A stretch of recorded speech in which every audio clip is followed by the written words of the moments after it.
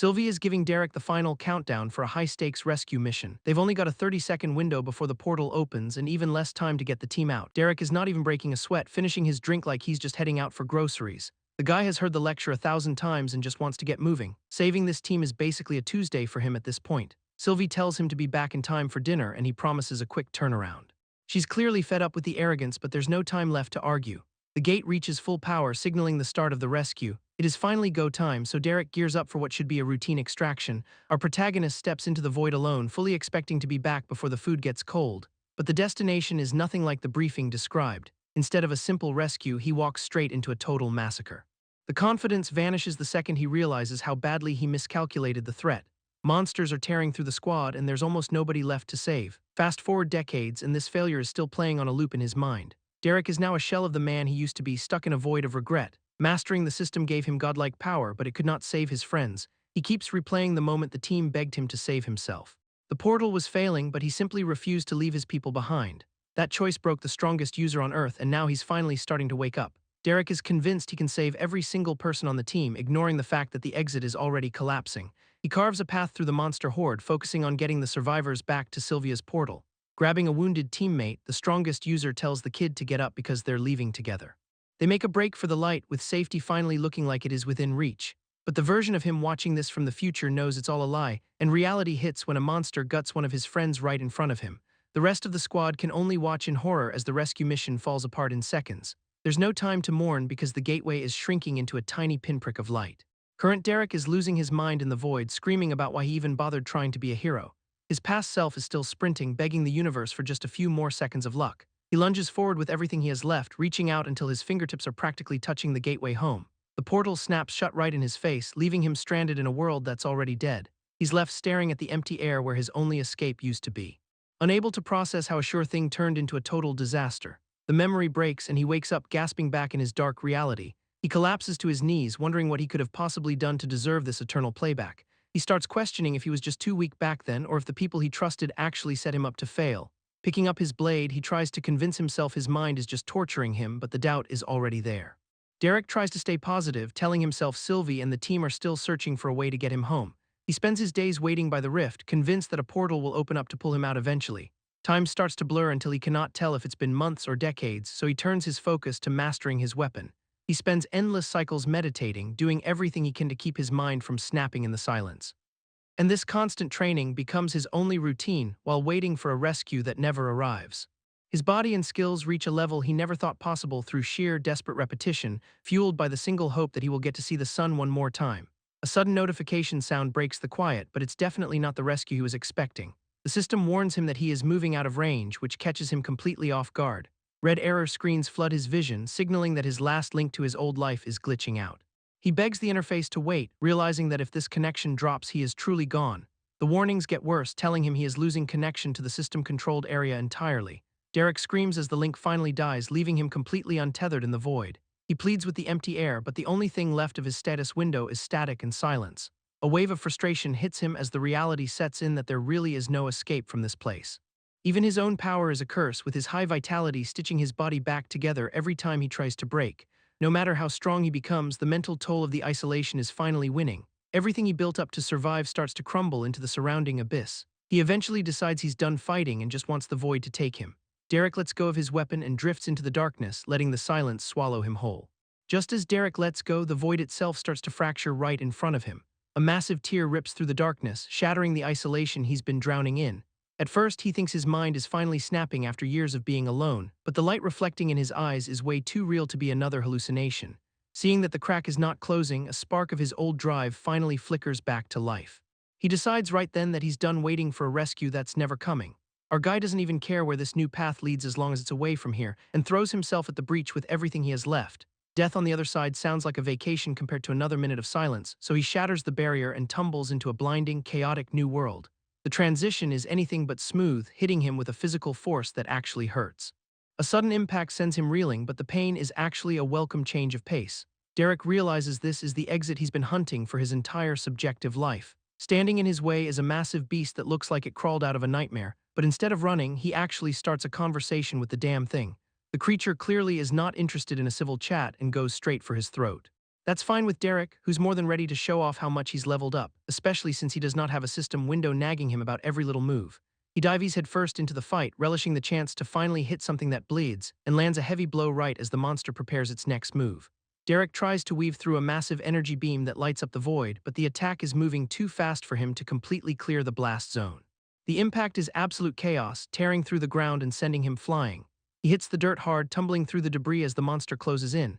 Looking up at the massive creature, our guy realizes he has finally found a real threat, though part of him still wonders if this is just another hallucination from his isolation. A sudden sting on his face makes him pause as he reaches up to check the damage. Seeing fresh blood on his fingers is the exact reality check he's been waiting for. Because if he can actually bleed, then this fight is definitely the real deal. That realization snaps him out of his funk and clears the mental fog for good. The beast starts charging up another massive strike to finish the job, but Derek is not planning on staying down for a second round of punishment. Decades of built-up frustration explode as he launches himself into the sky, completely ignoring the monster's roar as he focuses everything into his blade. After losing his sanity and his will to live, he's finally found a spark again. He shatters his own limits in a desperate attempt to reclaim his life, and tells the beast it can either finish the job and kill him right now, as the resulting explosion of energy threatens to level everything in its path, but Derek pushes forward and demands the creature get out of his way, finally carving a massive path of light straight through the monster's heart. The entire dimension starts to buckle and shatter under the pressure of his final strike, and Derek wastes no time leaping across the floating debris to keep his momentum going. He realizes that if he'd waited even a few more days, he would have been a goner, but that grim thought only fuels his focus as he prepares to deliver the finishing blow. His blade sinks deep into the creature's hide and triggers a massive chain reaction of light. The monster finally falls as Derek tumbles through the newly formed rift in the sky, letting out a manic laugh the moment he feels the warmth of the sun on his face. After spending decades in that dark hellscape, he's finally back in the world and screaming for freedom. Rewinding to just before the big break, a massive surge of energy rips through a quiet forest, while a local kid finds himself lost and desperately trying to outrun something in the brush. This kid is already regretting his life choices for wandering so far away from his village today, and things only get worse when he loses his footing and starts tumbling down a steep cliff. He barely manages to catch his breath after the fall, but the danger is far from over. Just as he climbs back onto solid ground, the space right above him starts to fracture and crack. A terrifying beast lunges out of the rift and immediately pins the poor kid against the rocks. He's completely cornered and realizes there is absolutely no way he can fight this thing off alone. The ground gives way beneath him as he tries to scramble backward away from the creature's claws, and he lets out a desperate scream for help right as the monster prepares to finish him. But the killing blow never lands, and he looks up to see the sky literally being torn apart. A blinding light descends from the heavens right on top of them, marking Derek's grand entrance back to reality. The impact is massive as Derek slams back into reality with enough force to level the immediate area, landing right in front of the kid who is already bracing for the end. This poor village boy thought he was toast because of a wolf, but now he's convinced a literal demon just fell from the sky to finish the job. Derek looks like he's been through hell, and his own system is not making things any easier. A red alert pops up warning him about an invading system, leaving him completely disoriented, and before he can even process the error, the system initiates a threat elimination protocol. A violent burst of energy erupts and sends him flying away from the terrified kid. Derek tries to fight against the pull, but he's still reeling from the jump between dimensions. The boy can only watch as his potential savior gets swallowed by a pillar of light. A blast so blinding that it completely resets the battlefield in a matter of seconds. When the dust finally settles, Derek is slumped against the rocks, battered and broken. That wolf monster is still alive too, and it is looking for some payback after the interruption. Our hero is completely out of commission while the beast closes in for the kill. Trapped in his own mind, he starts flashing back to the endless time he spent in the void. Questioning if his entire past life has been erased by the darkness, and wondering if his powers in his home were even real to begin with. The line between reality and a dream is starting to blur as he loses his grip on the present, but reality hits hard when the monster sinks its teeth into his shoulder. Derek groans in pain, barely conscious enough to mutter about wanting 5 more minutes of sleep. The wolf is going for the throat, but Derek is just laughing it off like a joke. He actually thinks the monster's attempts to maul him just feel like it's tickling him. This beast is putting everything it has into the attack, but Derek is completely unfazed. He finally opens an eye and tells the thing to quit it, which is where the vibe shifts. With one hand, he effortlessly pins the monster and stands up like it weighs nothing. Tossing the creature away makes the watching village boy think he's seeing a literal demon. Derek takes a second to catch his breath, realizing he's somehow survived the transition. Instead of finishing the fight, he looks at the mangy wolf and decides it's just a puppy. He actually calls the monster over for pets, leaving the kid in the bushes totally speechless. The surrounding forest is a mess of decay and strange mushrooms, but he's barely noticing, and tells his new puppy to pipe down so he can appreciate how beautiful this place is. This is not some fever dream or a trip to the afterlife. He is really back in a physical world. He realizes his system is finally active again, but something about the data feels completely wrong. His stats are through the roof for a level 0, but all his achievements have been wiped. Desperate to see if he is still a powerhouse, he tries to force one of his old abilities to trigger. A window pops up for energy slash, but the connection between his mind and the skill is broken. He swings his weapon with everything he has got, and absolutely nothing happens. No matter how many times he tries to spam the command, the system just will not let it fire. A massive headache hits him as he realizes his core abilities are being blocked by a major error. It looks like two different systems are fighting for control of his body while the wolf keeps chewing on his arm. Derek is still trying to figure out where he landed while his new undead pet hangs out in his lap. The moment of peace ends when a branch snaps nearby, signaling he's not alone, and he immediately clocks the kid hiding in the bushes. Thomas is absolutely terrified, begging the stranger not to eat him as he grovels on the floor. Derek is genuinely confused by the reaction and asks the kid what he's even talking about. Apparently in this world, a guy covered in monster blood looks exactly like a man-eating demon. Standing up with the wolf still draped over his shoulder doesn't exactly help his case. The monster snaps at Thomas, making the kid realize just how dangerous this situation really is. But Derek just treats it like a disobedient puppy, which honestly makes him look even more insane. He introduces himself to calm things down, finally getting the kid to reveal his name is Thomas. Curious about the local power scaling, he asks about Thomas's level and why he's so scared of a little wolf. Thomas explains that nobody gets a system until they turn 13 and secure their first kill. That word kill triggers something in Derek's head, and he looks down at the creature he was just cuddling with a completely different expression. He ends the wolf right then and there, proving he was never actually befriending the thing. Thomas is horrified by the sudden shift, but Derek warns him about being too naive. He points out that a level 0 kid would have been shredded the second that monster got loose. With the threat gone, he takes a moment to see how the system reacts to the kill. It turns out he just took down a level 53 undead wolf, instantly boosting him to level 10. The experience points start rolling in and he finally feels like he's back in his element. The system notifications keep piling up, catching Derek off guard. He realizes the new system could not actually overwrite his old one, which means he's currently running two different systems at the same time. Before he can dive deeper into the technical side, Thomas's stomach gives a loud growl. The kid is clearly famished and barely holding it together, so Derek decides to put the grind on hold to get some food going. They set up a campfire to roast some meat, finally getting a moment of peace. Derek hands over a flask of water to wash it down, warning the kid not to chug it too fast or he will just end up sick. Thomas slows down, realizing he's being a bit too eager with the supplies. While the kid eats, Derek tries to figure out how to bridge the gap between his powers. He spots his old meditation skill in the new system and spends a point to buy it.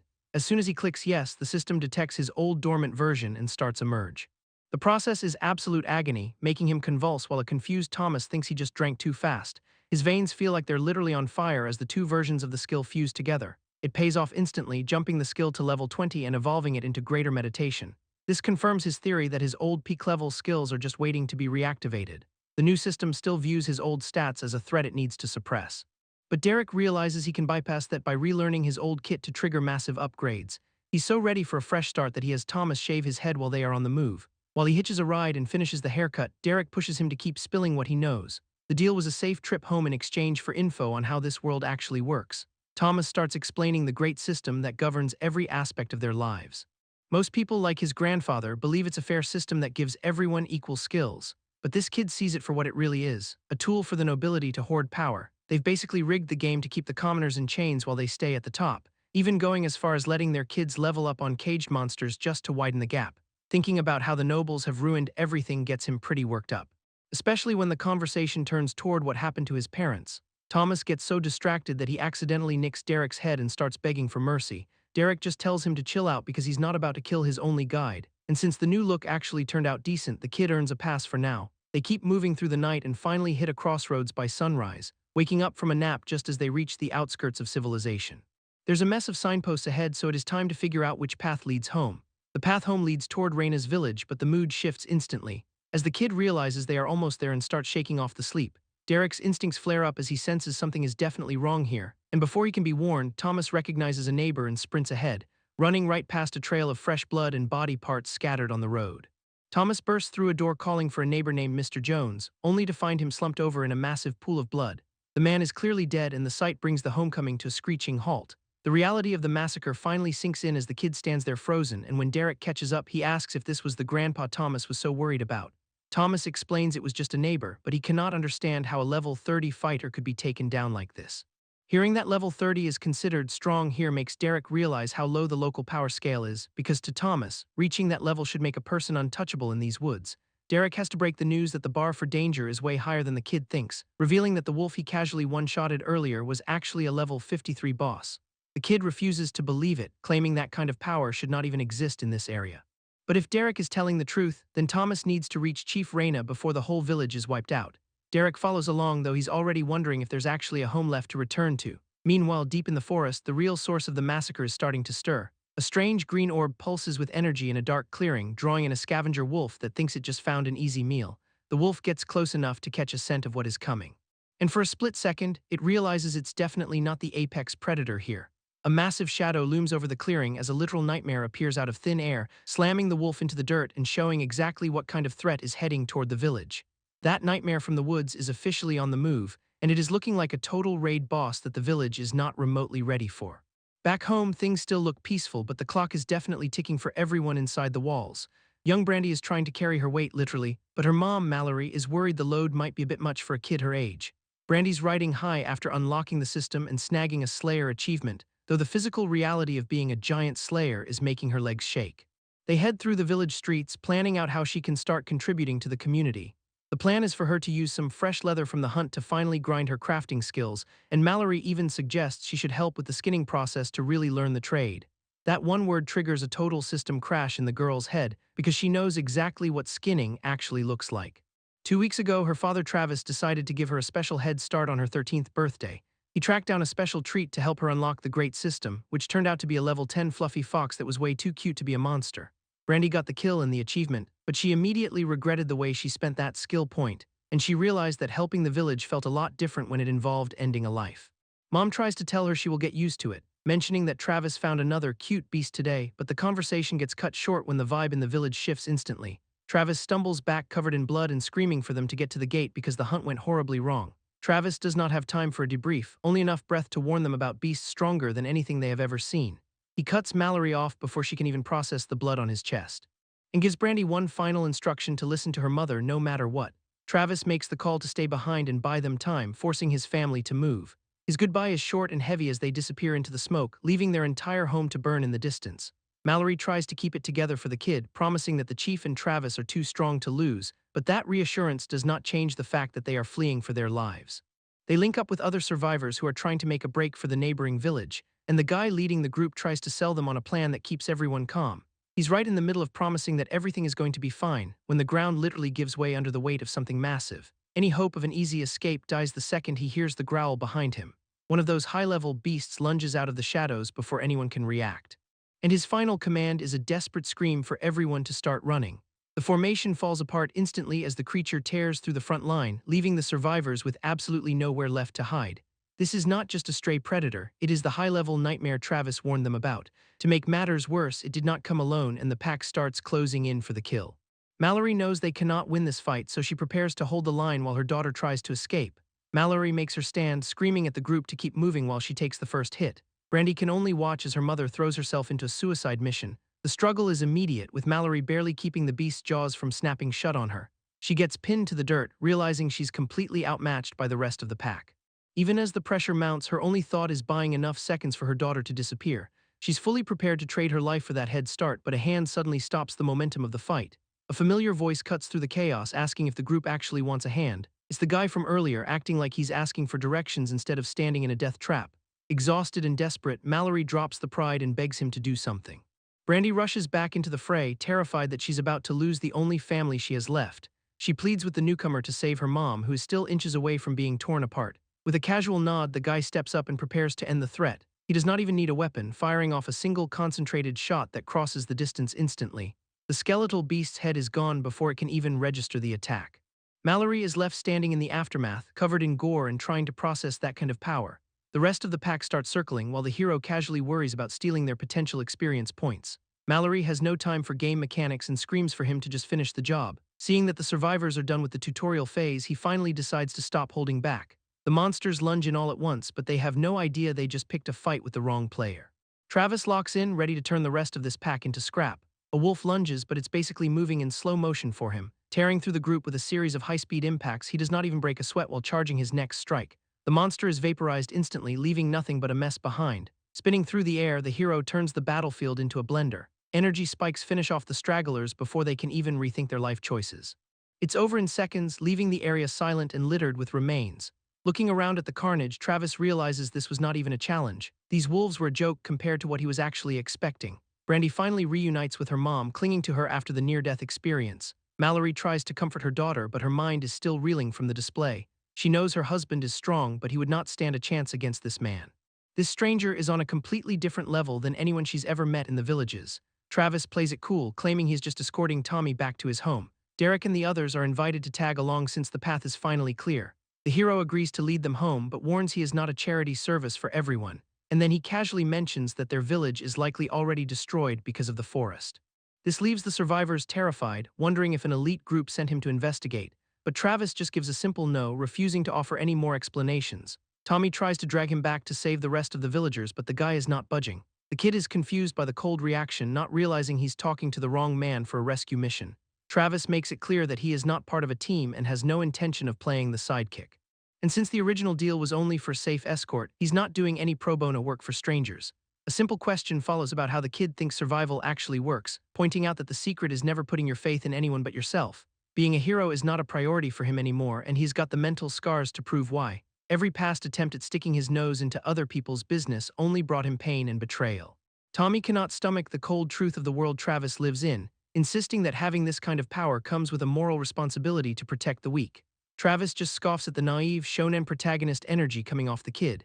Even as Tommy lashes out in a desperate physical tantrum, screaming that the man is a heartless monster for leaving people to die, the warrior does not even bother to defend his character. A blunt admission of being an asshole follows, as heroes are usually the first ones to end up in a grave. Shutting down the kid's attack with zero effort, Travis gives him a survival guide that basically says to get strong first before worrying about being a hero. This harsh reality check is meant for someone who still believes in fairy tales, but it is the only philosophy that has kept Travis breathing in a place where kindness is a weakness. Without another word, he hoists the boy up and continues the march toward home. Tommy is confused as Travis drags him back toward the smoke, explaining they're going to salvage whatever remains of the village. Seeing the charred ruins firsthand hits the kid like a physical blow as they step into a landscape of fire and ash. A half-burnt beast stalks the wreckage, looking for one last kill, but the warrior does not even break his stride to deal with it. The creature lunges with a desperate roar, only to be met with a surgical strike that ends it instantly. Travis barely registers the kill as they keep moving, forcing Tommy to walk through the literal graveyard of his home. This was intentional. He wanted the boy to witness the fallout of being weak. The brutal lesson is meant to show exactly what happens when you lack power. He clarifies that this is a recovery mission for the dead, not a rescue. Tommy begs him to stop, but a sudden noise from the rubble interrupts.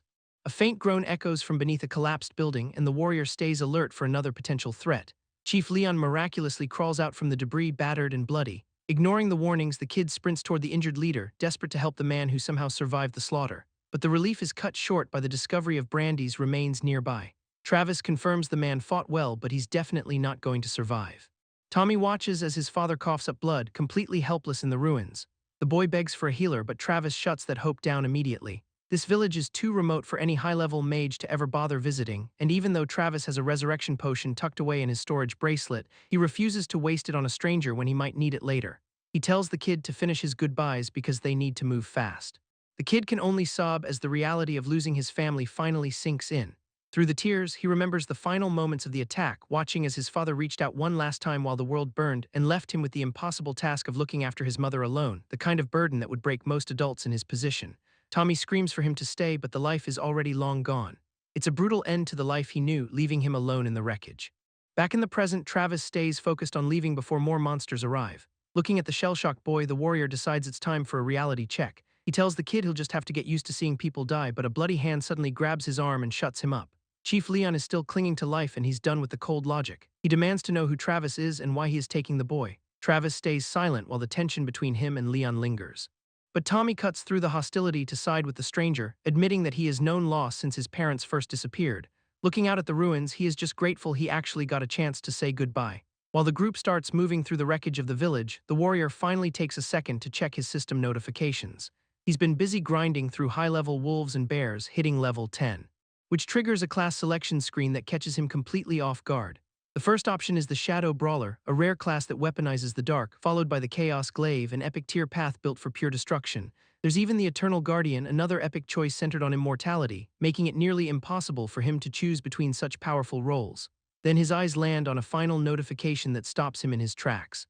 A name that makes him physically shake as the memories start flooding back. It's the Champion of the Void, a title from the very place that once claimed him. He remembers the Void as an endless, hungry expanse that takes everything, realizing now that it was not a mentor or a tool he could easily control.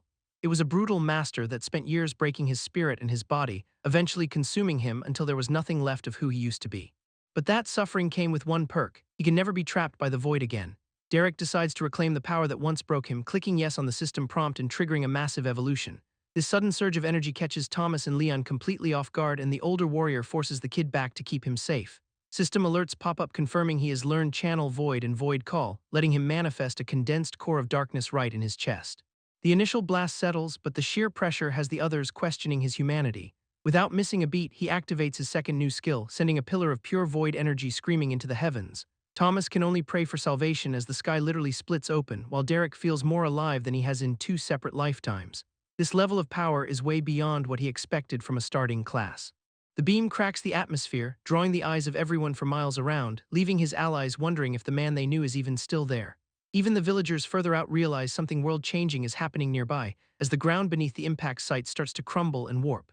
Something massive begins to stir within the rift Derek just forced open, and a literal void beast starts dragging its way into the mortal realm. The scale of the summon is massive, even for someone who knows the void. Thomas is left speechless, demanding to know exactly what kind of monster he just unleashed. The nearby villagers are left in a panic as the world literally breaks around them, but Derek is having the time of his life, finally getting a personal summon. A pillar of light slams into the earth and births a literal nightmare, which the kid casually decides to name Asher after the thing growls in his face. This version is a bit smaller than the last one he dealt with, but it'll have to do. Thomas thinks his partner has finally lost his mind for smiling at a monster, but then realizes he might actually be in the driver's seat as he orders it to sit. Asher clearly is not a fan of taking orders and immediately goes for the kill, swinging a claw with enough force to level the entire area. The impact is massive, kicking up a wall of debris that completely swallows the site. Thomas screams out in a panic, only for Derek to tell him to stay back and stay safe. The beast's hand is pinned down as the dust starts to clear, revealing a fully armored Derek who's looking more annoyed than actually hurt. Since the summon decided to bite the hand that fed it, the plan has officially changed. He tells the others to get as much distance as possible, powering up a blade of energy to settle the score right here.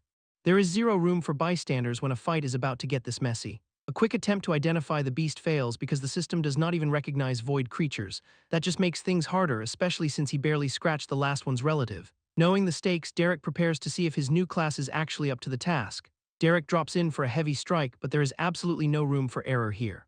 The beast snaps back immediately, nearly taking his head off as the power gap becomes clear. Even a point-blank energy blast does not do much more than buy a second of breathing room. It's a massive reality check when he realizes the monster stopped a full power move with just its palm. This summon is operating on a completely different level than any enemy he has faced before. A massive beam of void energy connects, sending him skidding across the crater. The impact is enough to draw blood, but the creature's sheer speed is the real problem. He can barely track the movements before the next hit is already landing. And before there is even a chance to recover, another blast follows him down to the dirt. The ground gets carved up as the beam tracks his trajectory with terrifying precision. Derek takes another direct hit, his armor barely holding together under the constant pressure. And for a split second, the thought of playing dead seems like a legitimate survival strategy. But the monster is not falling for any tricks and doubles down on the assault. A relentless series of strikes rains down, proving that hiding will not save him from this beatdown. The system flashes a warning as his health tanks below 20%, forcing a desperate play. Activating meditation is the only way to stay conscious while trying to find a way out. Even with his health ticking down to 19%, he tries to force one last opening. The beast just catches his blade midair like it's a total joke, and slams him back into the ground as his life bar continues to bleed out. It turns into a brutal, one-sided execution as his vitals drop lower with every single impact. Back at the castle, Leon can only watch as the entire battlefield erupts in chaos. There's no time to explain as he forces the others to keep moving, praying that Derek somehow finds a way to make it out of this alive. Meanwhile, the beast is not slowing down and charges up another massive void blast. The impact is catastrophic, tearing through his defenses like they were not even there. Meditation is not enough to stop the bleeding as his health tanks to 8%, and with his armor shattered and body failing, he finally finds an opening, dropping his last skill points into heavy weapons mastery to force a breakthrough. The system begins scanning for dormant skills to merge into something much more powerful, and it's a brutal process that pushes his body past the absolute breaking point, but the merge completes just as the monster closes in for the final kill. Reaching level 20 triggers an immediate and massive upgrade to his combat effectiveness, and a surge of new energy finally lets him push back against the pressure. The following clash sends massive shockwaves through the air as they trade high-speed blows, as Derek launches himself back into the fray, refusing to let the monster dictate the pace. His focus is razor-sharp now, even with blood blurring his vision and the odds against him. He locks blades with the void energy, desperate to find a way to break through, but every muscle in his body is screaming as he tries to force the strike home. The sheer density of the void makes it impossible to land a clean cut, so he realizes he needs a new strategy and decides to fight fire with fire. Derek activates his new void channeling skill to turn the tide of the battle. This power surge is overwhelming, but it's the only way to bypass the monster's defense. With a final roar, he throws everything he has left into one desperate gamble, meeting the beast's claws head-on as the void energies cancel each other out. The resulting explosion of power tears through the creature, ending the threat for good. Landing back on solid ground, the exhaustion finally starts to catch up with him. It is finally over, and he drops his guard as the adrenaline wears off. Despite the near-death experience, he considers the whole encounter to have been fun. The system floods his vision with rewards and level-ups for killing the unknown creature. Meanwhile, far away from the battlefield, an urgent knock interrupts a private meal. A messenger rushes in with news that can't wait for the morning, handing over a report detailing the abnormal portal energy signature from the recent fight. This lady finds the news intriguing, especially since it involves a void beast. The order is given to send a hunter to investigate the anomaly immediately. Back near the village, a group of tired survivors drags themselves through the forest, until a lookout finally spots some familiar faces approaching from the tree line. The chief and his remaining hunters finally return, looking completely broken, and the relief of seeing them is short-lived as the kids ask about the others. He stops in his tracks, the weight of the losses finally becoming real. The silence says everything about the people who will not be coming home. The chief delivers the crushing news that there is nothing left for them to go back to, leaving the survivors to process the fact that their lives have been completely uprooted. The chieftain takes full responsibility for the massacre, kneeling among the fallen hunters he could not save. That is when Derek walks into camp looking surprisingly fine for someone who just fought a nightmare. He walks through the camp where families are clinging to whoever managed to make it out alive, and Leon is just relieved to see him standing, even if he can't wrap his head around how he's alive. Derek heads over to Mallory and Brandy next, acknowledging the tragedy their family just faced. To their surprise, he reveals he used his storage bracelet to recover her husband's body, making it possible for them to hold a real funeral once they find a safe place to stop. It's an unexpected act of kindness that gives the grieving family a small sense of closure. He does not say much in return, just giving a simple nod before moving on to rest. Once the sun goes down, the group settles in for a long, tense night in the woods.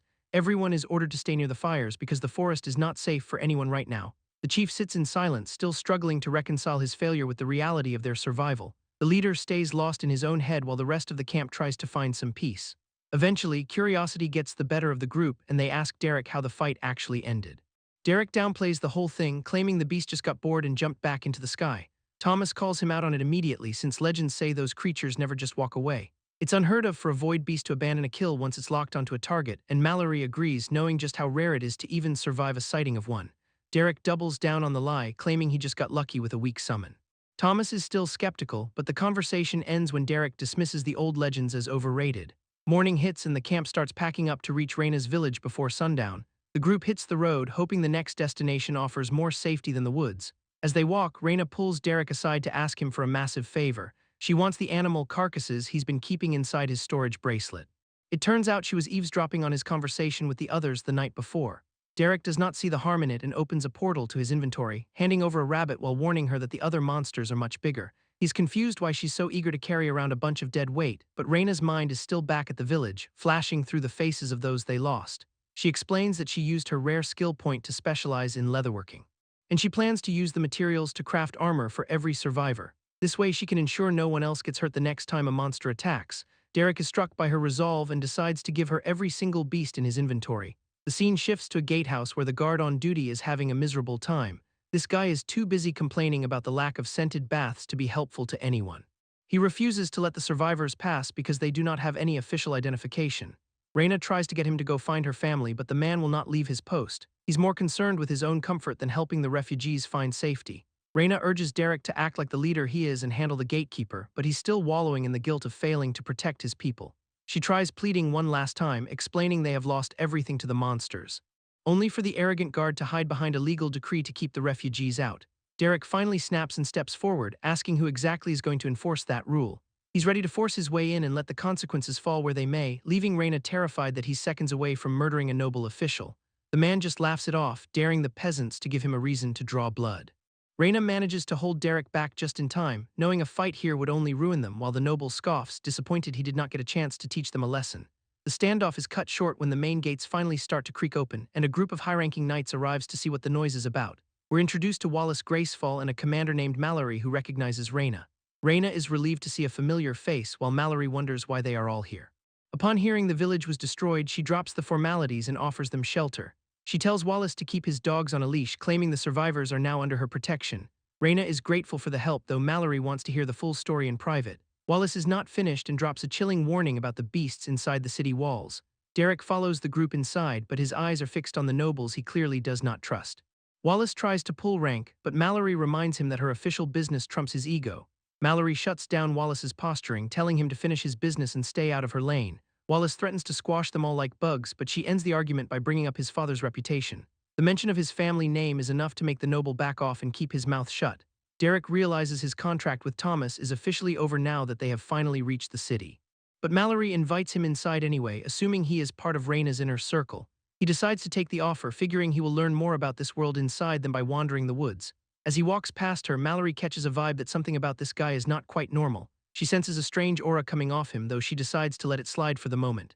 Inside the city, Thomas's grandparents are pacing back and forth, waiting for any news. Delilah isn't interested in hearing Richard tell her to relax while their grandson is still missing, but their argument is cut short when the heavy doors to the room finally start to open. Reyna leads the group inside, finally bringing the news the old couple has been praying for. Delilah starts to complain about being kept waiting until she looks past Reyna and sees a familiar face. The realization hits her instantly, and the shock of seeing him safe leaves her completely breathless. Thomas does not waste a single second and sprints across the room to reach his grandparents. The family is finally back together after the nightmare at the village, and the weight of the last few days finally starts to lift as they embrace him. They hold on to him like they're never letting go, relieved that the worst is finally behind them. Reyna asks Delilah if this reunion was worth the trouble, and the grandmother cannot even argue. Derek watches the happy scene from the sidelines, satisfied that he actually followed through on his word. The family reunion gets moved to a more formal setting as everyone is told to take their seats. Now that they're gathered around a map, the leader moves on to the serious business at hand. She officially recognizes Derek as the man responsible for saving Thomas and the rest of the refugees, and expresses her eternal gratitude for his help, even though things are clearly tense in the city. While Thomas continues to get smothered by his grandparents, the guy keeps things strictly professional. Derek brushes off the praise and tells the leader to drop the formalities and just call him by name. The chief explains that protecting the people is her duty, but there's a catch to her thanks. She hesitates for a second before getting straight to the financial reality of their current situation. If our hero is expecting a massive payday for his heroics, she has to break the bad news. The city is struggling so much that they simply do not have any extra resources to spare right now. Seeing how the local nobles are acting, it's pretty clear the upper class is hoarding whatever is left. Derek is almost surprised that she even brought up the idea of a reward in the first place, but he laughs it off and explains that Thomas already paid him back by helping him earlier. Instead of gold, he points to the map and tells them to focus on the real forest problem. The chief is caught off guard and asks if he actually knows what's going on out there. Derek has a theory based on how his old system worked, and it's not good news for anyone. He calls the phenomenon a dungeon break, a term that definitely is not in their local vocabulary. In this world, dungeons are the lifeblood of the system and the primary source of all power. They contain endless treasure and dangerous monsters, attracting anyone looking to make a name for themselves. And while these self-contained worlds are meant to test adventurers, Derek knows the danger is finally leaking out. When the system fails and a dungeon is left to rot, things get ugly. Monsters eventually start leaking into the real world, bringing nothing but chaos, and that corrupting energy spreads, turning the entire region into a death trap. The local leadership is skeptical since they have not seen a dungeon around here. But Derek points out that new ones can pop up anywhere if people are not looking. Richard starts to put the pieces together and realizes this explains the recent attacks. It's a wild theory, but it's the only one that actually fits the situation. When they try to dig into his background and ask where he is actually from, he just shuts that down and tells them his part of the job is finished. He suggests they let those arrogant nobles outside handle the heavy lifting, and heads for the exit before they can drag him into any more drama, but the woman stops him, admitting they're broke but desperately need a powerhouse like him. She drops all pretense and straight up begs for his assistance to save the town. Derek does not even hesitate with a no before walking right out the door. Tommy looks like his hero just let him down, but the conversation is not over yet. Bro tells the kid to stop moping and follow him out of the room. He's still focused on finding that girl and getting her some more pelts to sell, and they leave the leaders behind to deal with the fallout of the news.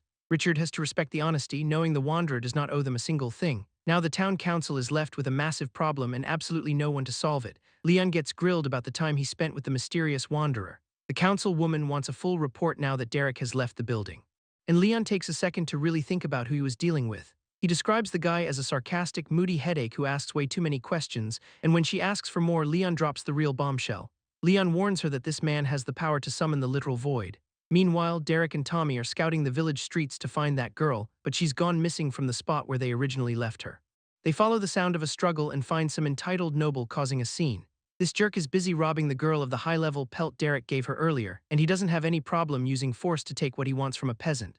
The girl begs for it back, but the noble is just looking for an excuse to punish her. He starts walking away with the prize, thinking he's completely untouchable here, until he bumps right into a wall of muscle that is not moving an inch. The noble starts to mouth off before realizing exactly who he just walked into. Derek is not saying a word, but the pressure he is putting off is absolutely suffocating. A sword gets planted in the ground as the rest of the noble squad arrives, and they're already calling for a public execution for the crime of touching a noble. Wallace tells Reyna to get out of the way so he can collect a few heads, but she is not backing down, refusing to let him turn her village into a battlefield. Reyna is already regretting letting Derek stay, seeing how much chaos he has caused in a few hours, and she finally understands why Leon was so paranoid about the outsider from the start. The girl is still shaking from the encounter, clutching the pelt that started this whole mess. Wallace decides a public brawl is not worth the trouble right now and sheathes his blade, dismissively tossing the situation back to the councilwoman. Acting like he's doing everyone a massive favor by letting the girl go. Derek is not bothered by the ego trip since he was planning on leaving the village anyway. This news hits Tommy pretty hard, especially after Derek just saved them, but he promises the kid that he'll be back after taking care of some business. He leaves Tommy with some gear to practice with while he is gone, and gives him a strict warning not to touch his system until they meet again. As the Wanderer turns to head out, Wallace tries to save face by calling him lucky, but Derek closes the gap so fast the noble cannot even finish his sentence. He gets right in the guy's face to make one thing crystal clear: if Wallace ever touches anyone in this village again, he's a dead man. The guards are completely paralyzed, realizing the massive gap in power between them. Everyone present is caught in the crushing weight of the pressure he is projecting. And that feeling of absolute dread lingers long after he turns to leave. Wallace is not ready to let the grudge go, ordering his men to tail him into the woods. Derek is already focused on his next goal, hunting for a monster 100 levels higher than himself. Derek is deep in the woods, thinking about the level gap he needs to bridge while being watched from the shadows. One of Wallace's lackeys has been tailing him for over an hour, finally lining up a shot. This archer thinks he's about to one-tap a peasant who hasn't even noticed he's being hunted. But Derek is busy surfing through his system menu, calculating how long it'll take to find a high-level monster. His current stats are already insane for a level 11, but he's still sitting on 40 unspent points. Since there's a long walk ahead, he figures now is as good a time as any to distribute them. The stalker in the bushes gets impatient, wondering why the target is just standing there. He's been waiting for Derek to make a move, and this seems like the perfect opening. Derek starts dumping points into everything from wisdom to endurance, looking for a balanced build. This sudden stat dump triggers a pair of massive achievements, granting him even more stat boosts and 2 free skills. The archer is baffled because his first shot somehow missed a target that was standing perfectly still. Thinking it was just a fluke, he notches another arrow while Derek is distracted by his system screens. The second shot whistles through the air with lethal intent, but Derek catches it out of the air without even looking away from his menu. Our hero looks over with absolute boredom, clearly annoyed that his skill selection is being interrupted. The realization of how outclassed he is finally hits the assassin, and his confidence evaporates in an instant. He ditches the hit and tries to make a run for it, leaping through the canopy to put some distance between them. Every jump is fueled by pure terror as he wonders what kind of monster he was actually sent to kill. The guy looks back to see if he managed to lose the trail, hoping the dense trees provided enough cover, and finds Derek floating right next to him, casually asking for advice on which defensive skill to pick before the guy starts screaming. Derek stays right on the guy's heels as the archer desperately tries to put distance between them, still treating this like a tutorial session while asking if a thorn skill is worth the point. The assassin is not in the mood for small talk, scrambling onto a thick branch to find some footing. Realizing running is not going to save him, the guy stops to make one final stand. He unleashes his ultimate barrage skill, hoping to bury his pursuer in a rain of arrows. Derek just stands there as the volley hits, mocking the guy for shouting out his move like a generic anime protagonist. The entire tree takes the brunt of the attack, though it does not do anything to slow Derek down. Exhausted from the effort, the archer looks for confirmation that his last-ditch effort actually worked. He watches the dust settle on the broken trunk, searching for any sign of a body, and finds Derek sitting right behind him, casually giving his performance a failing grade. The kid reveals he already locked in his magic resistance skill before ending the fight with a single hit. Back at the main camp, the sound of heavy footsteps signals a return. Jeffrey stumbles in looking like a total mess, barely able to keep his feet under him. Wallace rushes over to get a status report, immediately asking if the job actually got done. The archer can barely get the words out, admitting he could not even land a scratch on the target. This news forces the leader to rethink his strategy, realizing his scout was completely outclassed. Wallace orders the squad to pack up for an immediate retreat back to Torith. One of the soldiers is confused, asking if they are really just going to turn tail and run, but the boss clarifies they are not quitting, they are just going back to call in some serious backup. While Derek continues his stroll through the woods, completely unbothered by the fact he just made a powerful enemy, Derek continues his trek through the woods, spamming his identify skill on every object in sight. This constant practice pays off with a skill level up, making his environmental scouting even faster. He goes to scan his next target but gets interrupted by a small creature in the brush. It turns out to be a level 54 horned rabbit, which is usually just a low-tier mob. Bro decides to play nice for once, asking the little fella what it is doing in these woods. The rabbit offers a blank stare, looking far too innocent for a place this dangerous. It's almost too cute to hunt, and he even considers letting it go regardless of its level. That mercy is immediately thrown back in his face when the rabbit lunges for his head. He barely reacts in time as the creature transforms into a high-speed projectile. The horn whistles past his ear, missing a lethal strike by just a few inches. Derek is genuinely baffled why this thing decided to pick a fight with him. It sticks the landing from the first jump and immediately prepares for a second attempt. The kid asks what he could have possibly done to offend a rabbit this much. But the monster is already pivoting on its hind legs for another charge and huffs out a breath, showing it has no intention of letting its prey escape. Seeing that the peaceful approach is a total bust, Derek decides to take this seriously. He drops his guard slightly to bait the creature into one final head-on collision. The rabbit launches with enough speed to break the sound barrier, becoming a blur of light. Derek tracks the movement across multiple angles, waiting for the exact moment to strike. He reaches out to intercept the charge, ready to end the duel with a single countermove. Derek manages to snatch the aggressive rabbit right out of the air, calling the little guy a daredevil while it tries its best to wiggle free. The monster responds by sinking its teeth directly into his hand, but it only manages to chip off 26 health, which the kid finds hilariously weak. A sudden realization hits him that changes his perspective on the encounter, because 26 damage is a joke to Derek, but a death sentence for someone like Thomas. Since the rabbit is more of a threat to others than a challenge for him, he decides to just drop the Psycho Murder Bunny right where it stands. There is no point in killing it for such a pathetic amount of experience points, so he leaves the creature behind to stew in its own anger. Now that he is alone again, it is time to choose a new restorative skill for the build. Derek pulls up the system interface to see what his options are, looking at a list that includes Cure Toxin, Life Leech, and Rejuvenation. He complains about the system being stingy with only 3 choices and skips the Poison Cure. Life Leech sounds tempting since it would let him heal up just by dealing damage, but a targeted heal like Rejuvenation seems like it might have more utility. After weighing the benefits of self-healing versus being able to help a team, he makes his final decision and taps the screen to lock it in. Rejuvenation is officially added to his kit so he can keep his allies from getting wiped, though he wonders why he is bothering to play support for a bunch of NPCs just for an achievement. Derek stands alone in the woods, questioning why he's retreating back into isolation. He's frustrated with his own social instincts. But he justifies the exit by reminding himself that he's a magnet for high-level threats. Keeping his distance seems like the only way to ensure the others stay alive. That self-reflection is interrupted when a heavy blow catches him right in the stomach, and he realizes the horned rabbit from earlier has followed him all this way. It looks like the little guy is holding a serious grudge for being spared, but the creature is not actually aiming for him this time. A mutated wolf was closing in from the shadows and the rabbit intercepts it midair. This is not just a defensive move, the bunny is going for the kill. A single pass is enough to shatter the wolf's skull, making Derek realize he completely underestimated what these monsters are capable of. This thing is a total psychopath, but it clearly knows how to handle itself in a fight, since the bunny refuses to leave his side. Derek decides to officially add it to the party as long as it does not slow him down.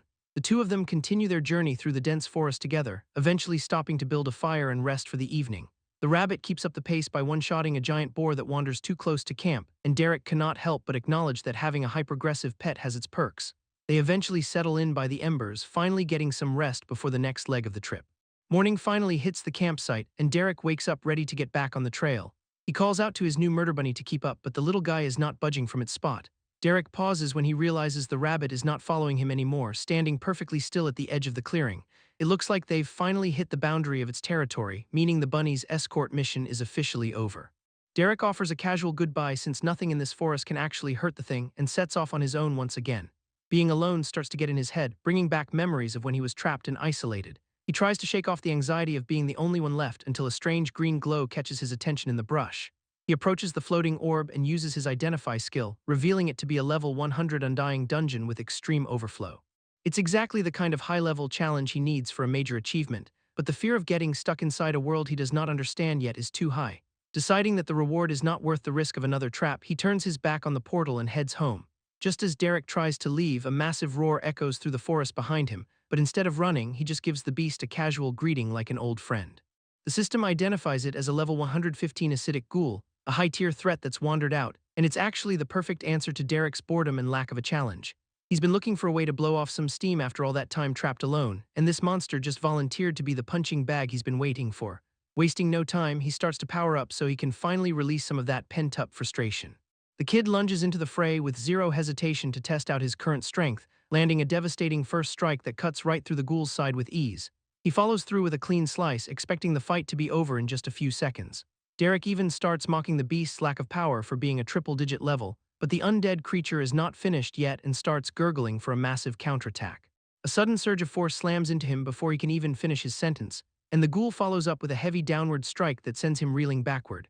Taking the full force of the blow, he realizes he can't just walk through this fight without effort. He manages to slip out of the way of the next swipe just in time, sliding back across the dirt to reset his stance and reevaluate the monster's actual threat level. The beast is clearly tougher than it looked, forcing him to take this encounter seriously. Having a real challenge makes the whole trip worth it as he prepares for a second round, and he charges back in with his spear to finally settle the score with the undead beast. Derek barely has time to react as the ghoul lunges back in for more, catching a heavy swipe that forces him to pivot and reset his footing. The undead beast lets out a shockwave that catches him off guard. But he does not stay on the defensive for long and starts gathering his own energy. He launches a massive upward blast that catches the ghoul right in the chest, sending the undead creature flying back with a deafening screech. Following up immediately, Derek leaps into the air to bring his spear down for the kill. The ghoul is barely clinging to its unlife as Derek starts mocking its actual threat level. Even with acid burning through his gear, he is completely unimpressed by the system's scaling. He questions if this is really what passes for top-tier strength in this world, tightening his grip as he prepares to end the fight once and for all. A massive surge of power begins to overflow, making it clear that the warm-up is officially over. The ghoul realizes it's outmatched just as the final strike descends, and a pillar of light completely vaporizes the creature where it stands. The explosion levels the immediate area, leaving nothing but scorched earth behind. Standing in the center of the crater, Derek absorbs the massive influx of power from the kill.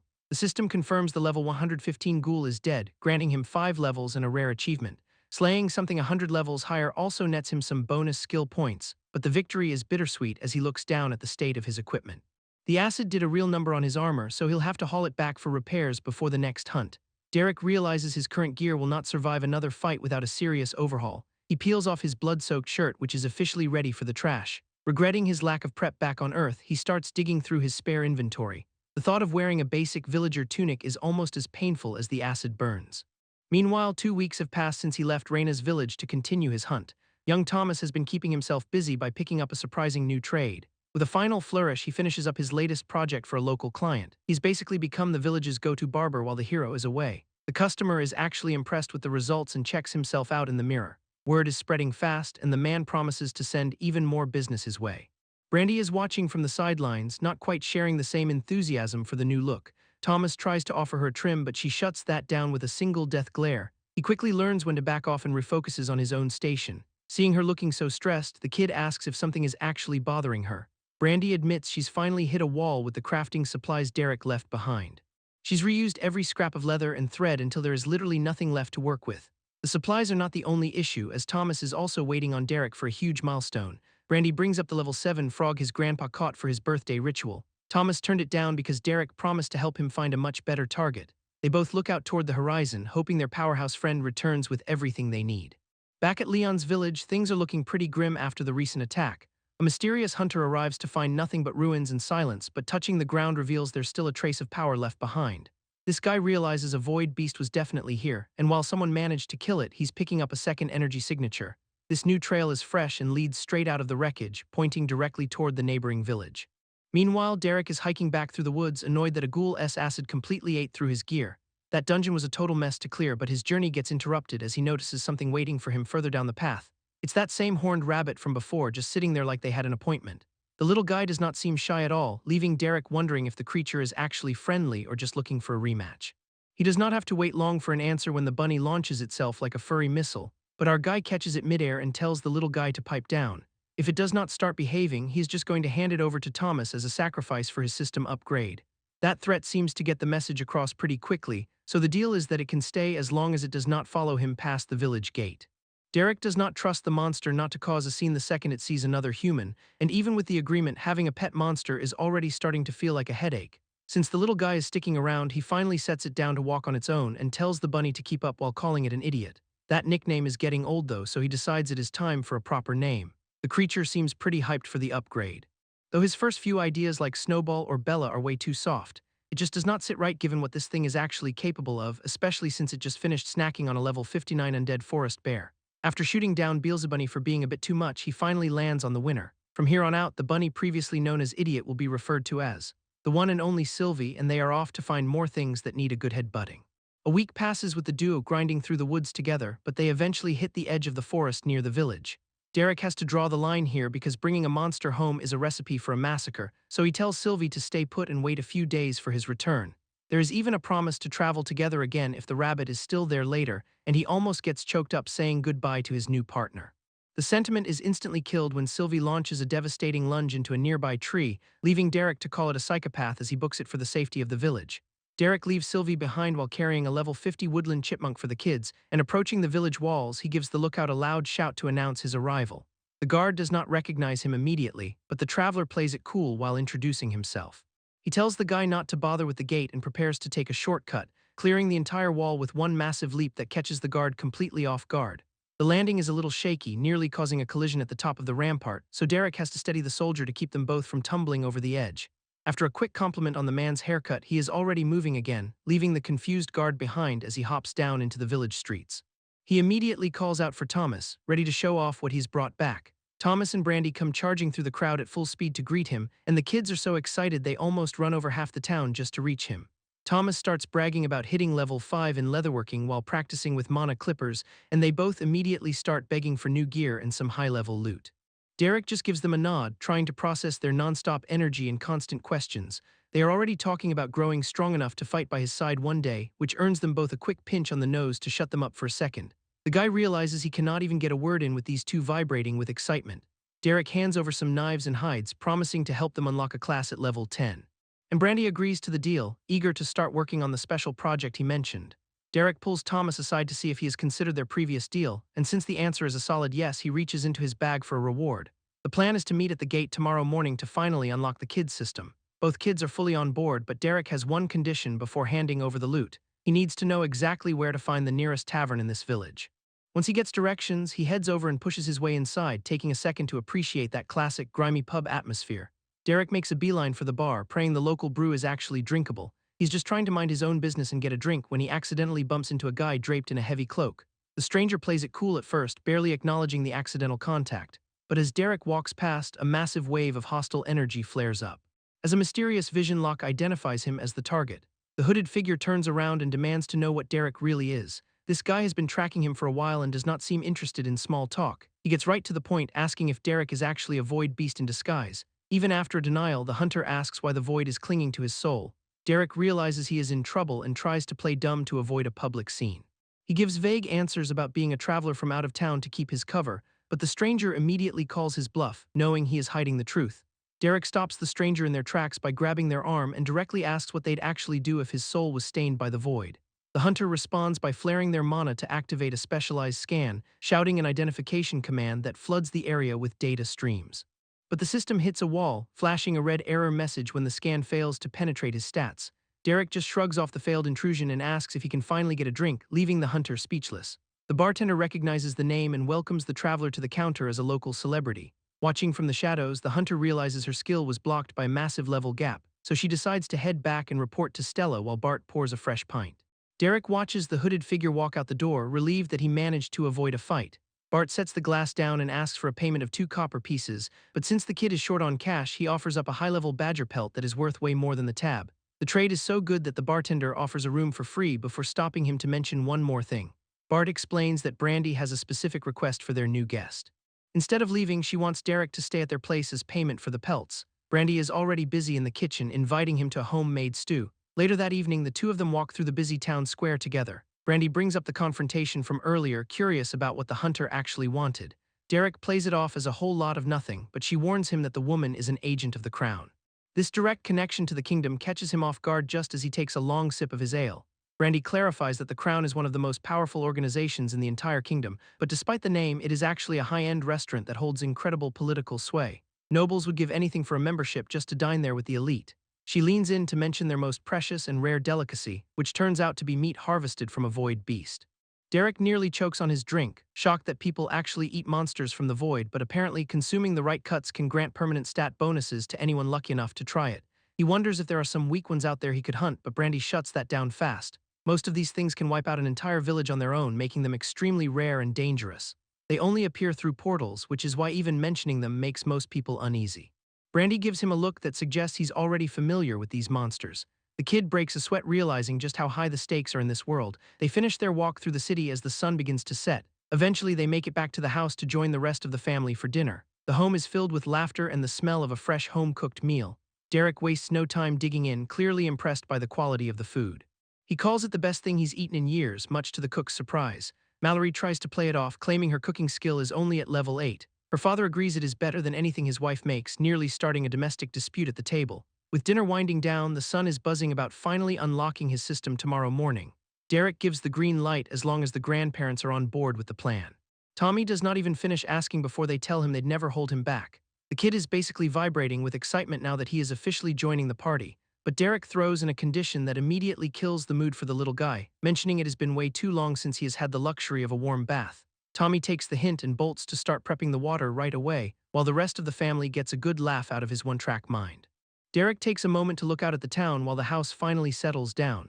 Brandy interrupts his quiet moment to get his attention and hands him something she's been working on as a personal thank you. It is a small piece of leatherwork crafted from the hides he brought back earlier. She admits that focusing on the craft was the only thing that kept her sane after losing her father. Derek accepts the gift, realizing just how much weight this simple gesture actually carries. The house is still buzzing with activity as Tommy shouts for backup with the heavy lifting. For the first time since landing in this world, Derek feels like he's actually found a place to belong. The sun rises on the morning Tommy is finally supposed to unlock his system. Instead of a slow walk out of town, Derek decides to take the express route, grabbing the kid and launching them both through the air toward the outskirts. They hit the ground in a secluded clearing that seems perfect for what is coming next. And while Derek is ready to get started, Tommy's brain is still trying to catch up with his body. Derek asks if the kid is ready to finally get his system online, and Tommy is more than hyped to start. First step is handing over a blade, along with a quick warning not to accidentally gut himself. Derek pulls out a small, squirming sack that clearly has something alive and dangerous inside. The instructions are simple: kill whatever is in the bag and do not overthink the process. Tommy grips the handle and prepares to do exactly what he was told. One quick strike later, a massive surge of energy confirms Thomas Stewart has officially joined the great system. As the light fades, Derek checks in to see if the kid is still in one piece after the transition. Tommy is spinning because he just got an achievement for taking down a level 50 monster while still level 1.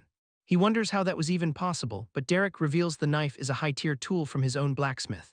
Before they move on to the actual training, there is a serious question that needs a real answer. Derek needs to know if the kid is truly ready to leave his safe life in the village behind for good. He admits that he has been flying solo in this world for a long time, and frankly, being the only one around is starting to get a little bit stale.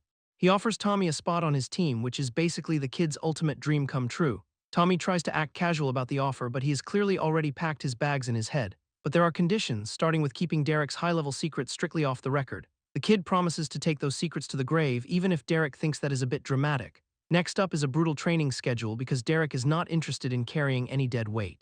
Finally, when Derek gives an order, Tommy has to follow it without asking a single question.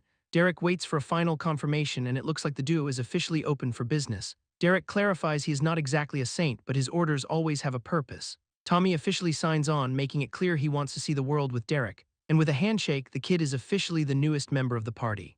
Getting down to business, Derek asks how many skill points are currently sitting in the bank. Tommy's only got 3, but Derek is about to make him spend almost all of them immediately. The first 2 points go straight into meditation and identify, even if Tommy is not thrilled about it. Derek explains that these utility skills are actually broken when they're leveled up high enough, and they are the only reason a low-level player might actually survive a real fight. To keep him motivated, Derek asks what kind of class he's actually aiming for in the future. Tommy wants to be a speedster who hits before the enemy even knows he's there, so he drops his final skill point into light weapons mastery to round out the build. Next up are the stat points, which Derek insists go entirely into vitality and endurance. The kid assumes he's getting a free ride, but Derek has a very different plan in mind. Without any warning, the mentor takes off like a rocket and leaves his new disciple in the dust. It's officially a race to the next town, and Tommy is already losing by a mile. By the time they reach a tavern, the kid is completely spent while Derek meets with a guild official. The conversation takes a dark turn when the topic of a recent quest comes up, and Derek drops a bombshell about the adventurers who just went into the forest.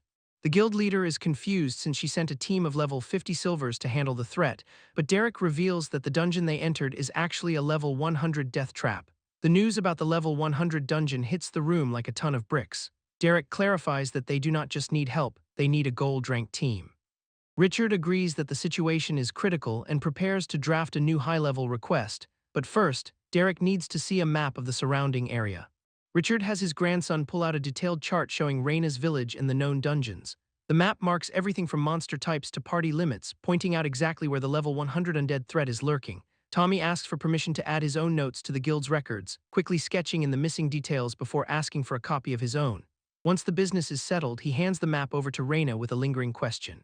He calls her out for only being level 31 after using Identify on her, which prompts her to explain that her rare class, Tempest Blade, is notoriously hard to level up. Between her duties as chief and the lack of decent XP from local mobs, she has hit a wall, and to make matters worse, her village's gear cannot handle real combat anyway. Seeing an opening, Tommy tosses her a high-quality blade to test her reaction. He offers her a spot in his training session tomorrow morning alongside Thomas, and tells her the sword is hers to keep if she actually shows up. She is stunned that he'd just hand over such an expensive piece of equipment, but the deal is too good to pass up, so she officially joins the training squad. With a new ally secured, Tommy heads off to find his friend Bart while the rest of the group prepares. Wallace is back at the estate, begging his father for reinforcements to help him bully that village on the outskirts. His old man is not having it though, calling him out for being small-minded and embarrassing the family name. It turns out the village already went over Wallace's head and hired a silver-ranked team to fix the mess he could not handle. The Duke orders him to get back out there and cooperate with whatever the village needs, and even though Wallace tries to argue his way out of the manual labor, he gets shut down immediately and ordered to disappear. He storms out with a look that says he has not learned a single lesson, deciding that if he has to deal with those villagers, he is going to do it his way.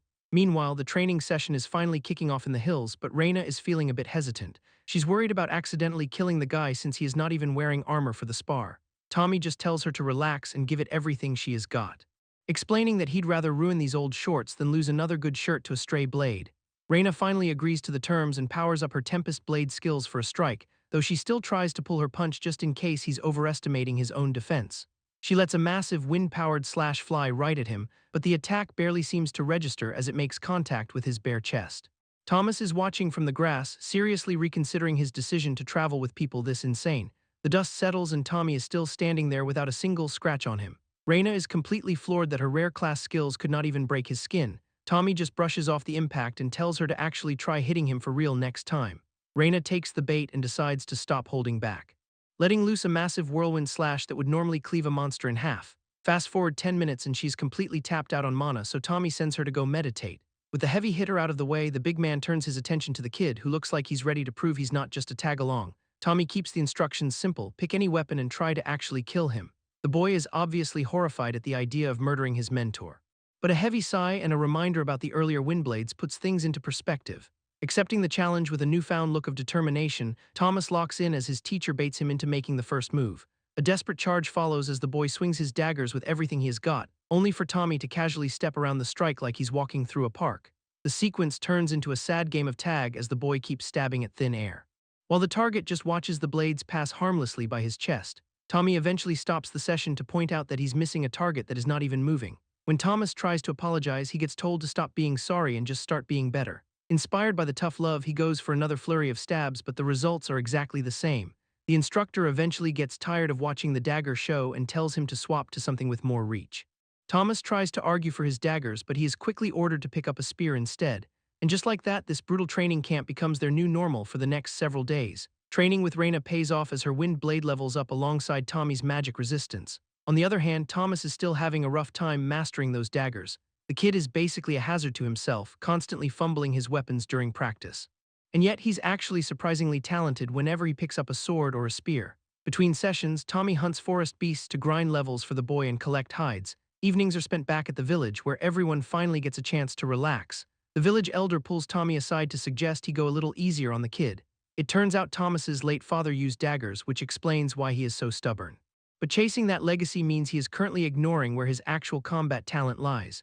Eventually, the grind hits a major milestone as Thomas finally reaches level 10. Tommy warns him to choose the strongest class available instead of just going for aesthetics. The kid promises to be smart about it as he pulls up his system interface. A tense silence follows while the boy scrolls through his potential future paths. Watching from the sidelines, his mentor hopes the system offers some truly elite options. After only a few seconds of clicking through the menus, the selection is suddenly over. Thomas finishes the process way too fast without asking for a single piece of advice, and he looks incredibly smug while showing off his renewed grip on those daggers. A wave of realization hits Tommy as he sees that confident, familiar grin. Thomas proudly announces he picked the standard rogue class to honor his father's memory. This means he completely ignored rare growth classes just to settle for a basic legacy. Thomas admits he saw those rare classes, but he just could not let go of how cool his dad looked with a blade, and that sentimental attachment was enough to make him ignore the safer, more powerful paths. Tommy shuts that nostalgia down immediately, reminding the kid that his father is gone and he's currently trash with daggers. The mentor is actually considering ditching him, realizing he might have expected too much maturity from a literal child. Desperate to stay in the game, the boy begs for another chance to prove he can protect his people. But Tommy does not see a reason to trust a kid who will not even follow basic instructions with his biggest secrets. With his future on the line, Thomas realizes he needs to offer something more than just words. He decides to put everything on the line by swearing a binding oath directly to the Great System. This is not just a pinky promise, it's a life-or-death contract that would strip him of every stat and skill if he ever betrays it. Even Tommy is surprised by the intensity, noting it is way more brutal than the contract's skills from his old world. Despite the extreme stakes, the kid does not blink, doubling down on his commitment to follow his mentor. Tommy finally caves, but makes it clear that this was his first and only strike before he gets sent back home. They start heading back to the village to pack, with a plan to hit Thomas's first real dungeon by morning. Meanwhile, a heavy carriage rolls through the gates of a nearby fortress to pick up a specialized squad. Inside, a group of elite-looking hunters is lounging around while discussing their next move. They're clearly not thrilled about the mission, calling the destination a total pigsty of a village. One guy complains about the smell of the place sticking to him for days after their last visit, and they're already demanding a much better reception than the lackluster greeting they got last time. While most of the group whines about the lack of luxury, the mood in the carriage is anything but professional. Their leader finally loses her patience and tells the whole squad to shut up before they even arrive. The squad leader tries to quiet the group, promising this annoying detour will be over soon. Meanwhile, Tommy and his new student approach a glowing spatial distortion in the middle of a field. Tommy plans to hit this level 25 dungeon twice before his own level grows too much.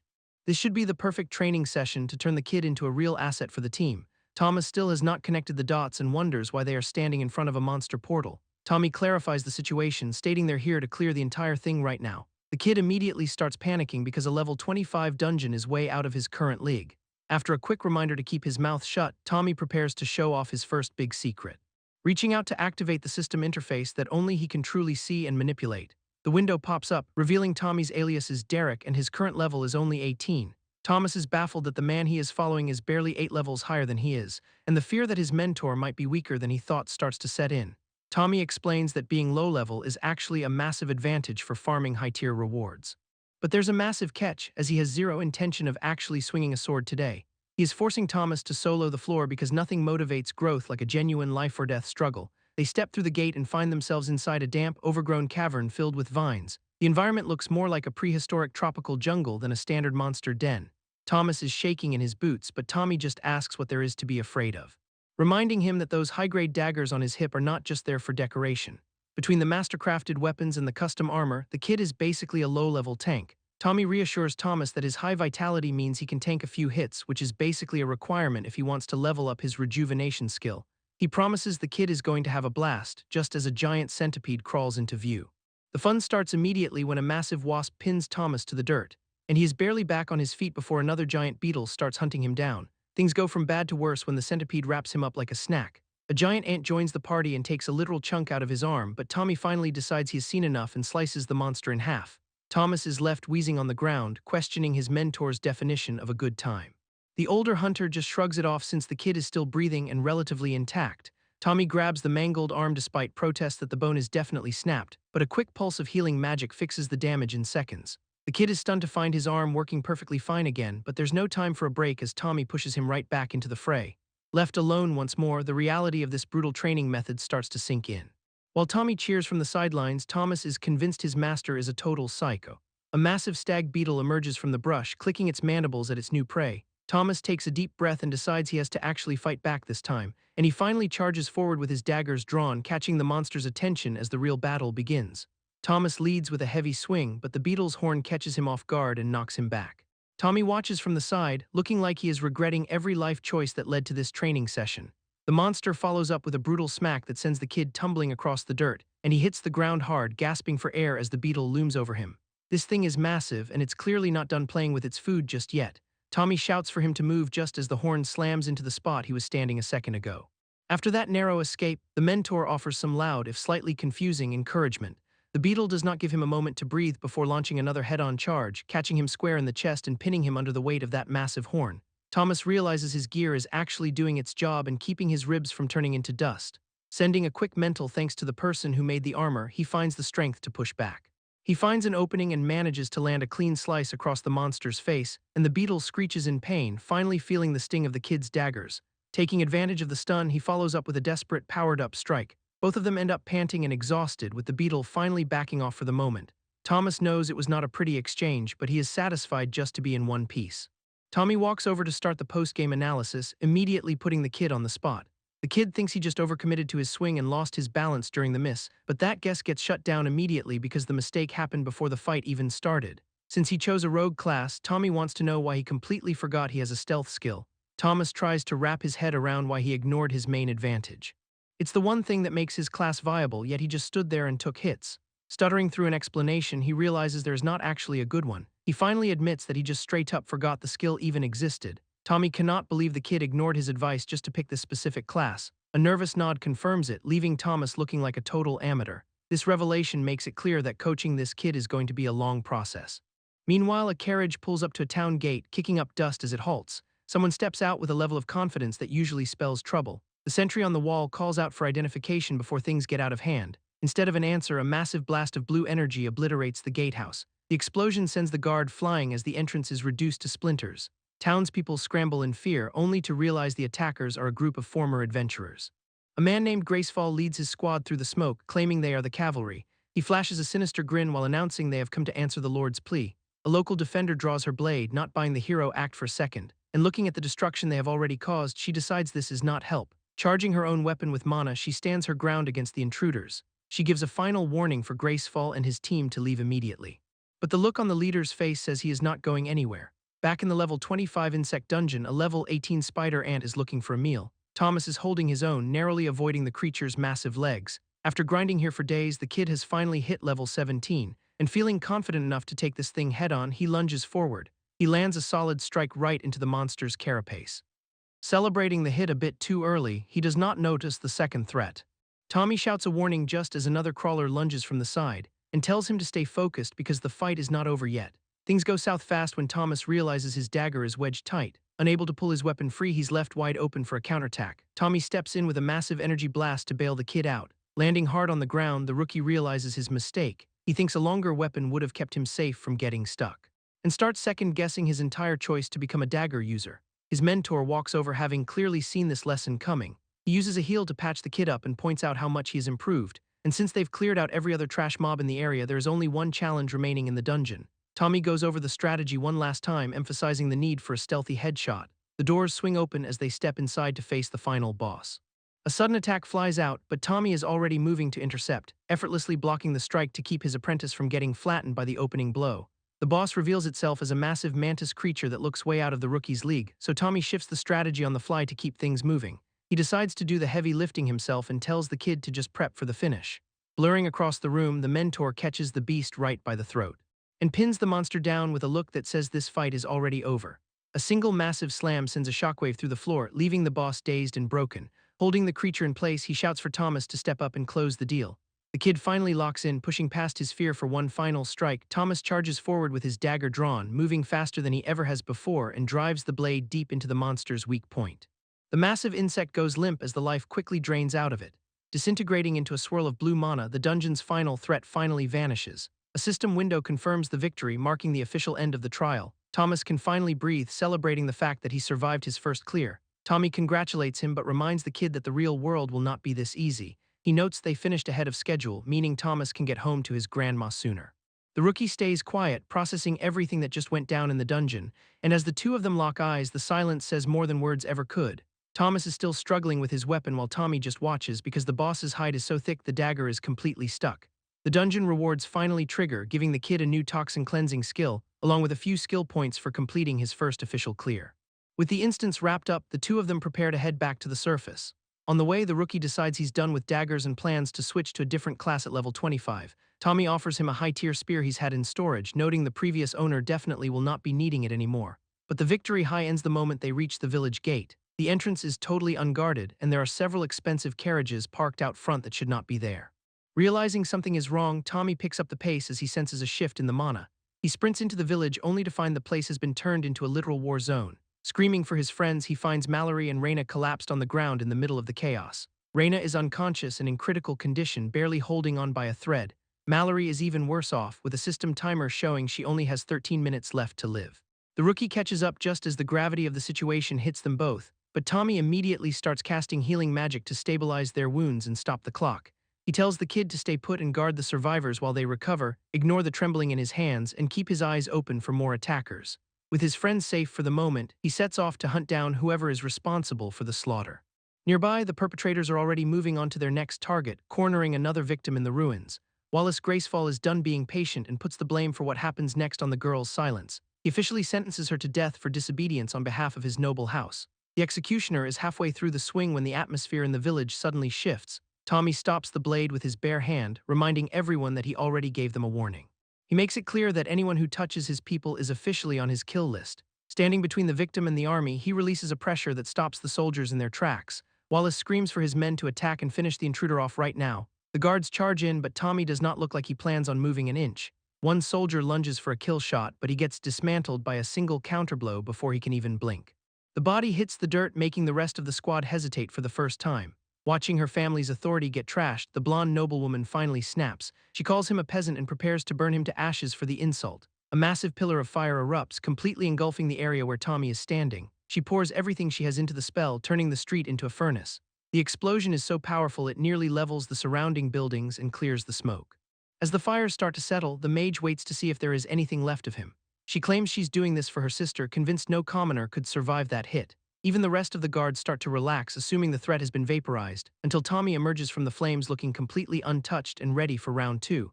Tommy steps out of the inferno without a single burn, causing the lead guard to order his men to finish the job immediately. One soldier launches a spear at point-blank range, but Tommy just snatches it out of the air like it's a toy. Up on the roof, a sniper realizes they've picked a fight with a monster. He decides he is not getting paid enough to die for the Wallaces and tries to bail, only for Tommy to send that spear right through the fleeing soldier's head. The body slides off the shingles, serving as a grim warning to the rest of the squad. Richard rushes out to try and stop the kid he knows as Derek, begging him to quit before he kills a noble and ruins his life forever. Tommy does not even look back as he tells the old man they missed their window for mercy and that the time for talking ended the moment they threatened his family. Another guard tries to capitalize on the distraction with an overhead swing, but Tommy catches the steel blade with his bare hand. The soldier watches his weapon start to crack under the pressure, eventually shattering into pieces like it was made of glass. Tommy leaves the broken soldier behind and keeps advancing on the leaders. Seeing his front line melt away, the silver-haired noble finally steps up, determined to prove the gap between commoners and his superior blood. He unleashes a massive surge of power, but Tommy does not look like he is planning on moving. The noble goes all out, channeling everything he has into a void strike, creating a massive explosion that should have vaporized anyone standing in its way. When the smoke clears, Tommy is still standing there like he just went for a light stroll. Seeing his ultimate move do absolutely nothing, the noble starts begging to just leave and never come back. Tommy agrees that he will not be seeing him again, but not because he is letting him walk away. He grabs the guy by the throat, cutting off his pathetic excuses mid-sentence. Wallace can barely squeeze out a plea for mercy as the grip around his neck tightens. Before the kid can finish the job, the female noble grabs Richard and puts a blade to his throat. Richard is not worried about himself, though, and begs Tommy to stop before he crosses a line he cannot come back from. The old man warns that killing a noble will bring down the kind of heat the village cannot survive. Tommy goes quiet, weighing the lives of his people against his need to end this threat. Thinking she is finally won, the woman orders him to drop her comrade and surrender like a good dog. Richard continues to plead, fearing the entire village will be executed for Derek's actions. She keeps screaming orders, convinced that having a hostage means she is back in control of the situation. That confidence lasts about a second before a sword tip bursts right through her chest. The village chieftain steps out from the shadows, telling the dying noble to go ahead and try threatening his people. He lets her body slump to the ground, proving that the village is done taking orders from the capital. With the hostage situation resolved, Tommy turns his attention back to the gasping noble in his hand. He asks one last time if the village will be safe if he decides to let the guy live. Wallace desperately swears there will not be any retaliation, gasping for air as he fights for every breath. Tommy accepts the noble's promise of peace with a cold smile, right before he snaps the man's neck like he's breaking a dry twig. Richard watches in absolute horror as the life leaves the noble's eyes. Realizing that this one moment of violence has doomed the entire village to the capital's wrath, Bro just casually shrugs it off, claiming his hand slipped as the body hits the dirt. The female noble lies dead nearby, serving as a grim reminder of the bridge they just burned. Instead of leaving her there, Tommy picks up her remains, carrying the weight of his decision back toward the center of the town. The villagers part like the Red Sea, whispering in terror about what comes next. Richard is still a complete wreck, certain that they've all just been handed a death sentence. The rest of the survivors look on in silence, their world having changed in a single afternoon. Without a word of explanation, the kid heads straight for the village chief's residence. The chieftain manages to find his voice, ordering everyone to start the massive task of cleaning up. Smoke and ash still hang in the air as the people begin to clear the wreckage from the streets. Once the immediate chaos is settled, Tommy finally gets a moment to himself inside the house.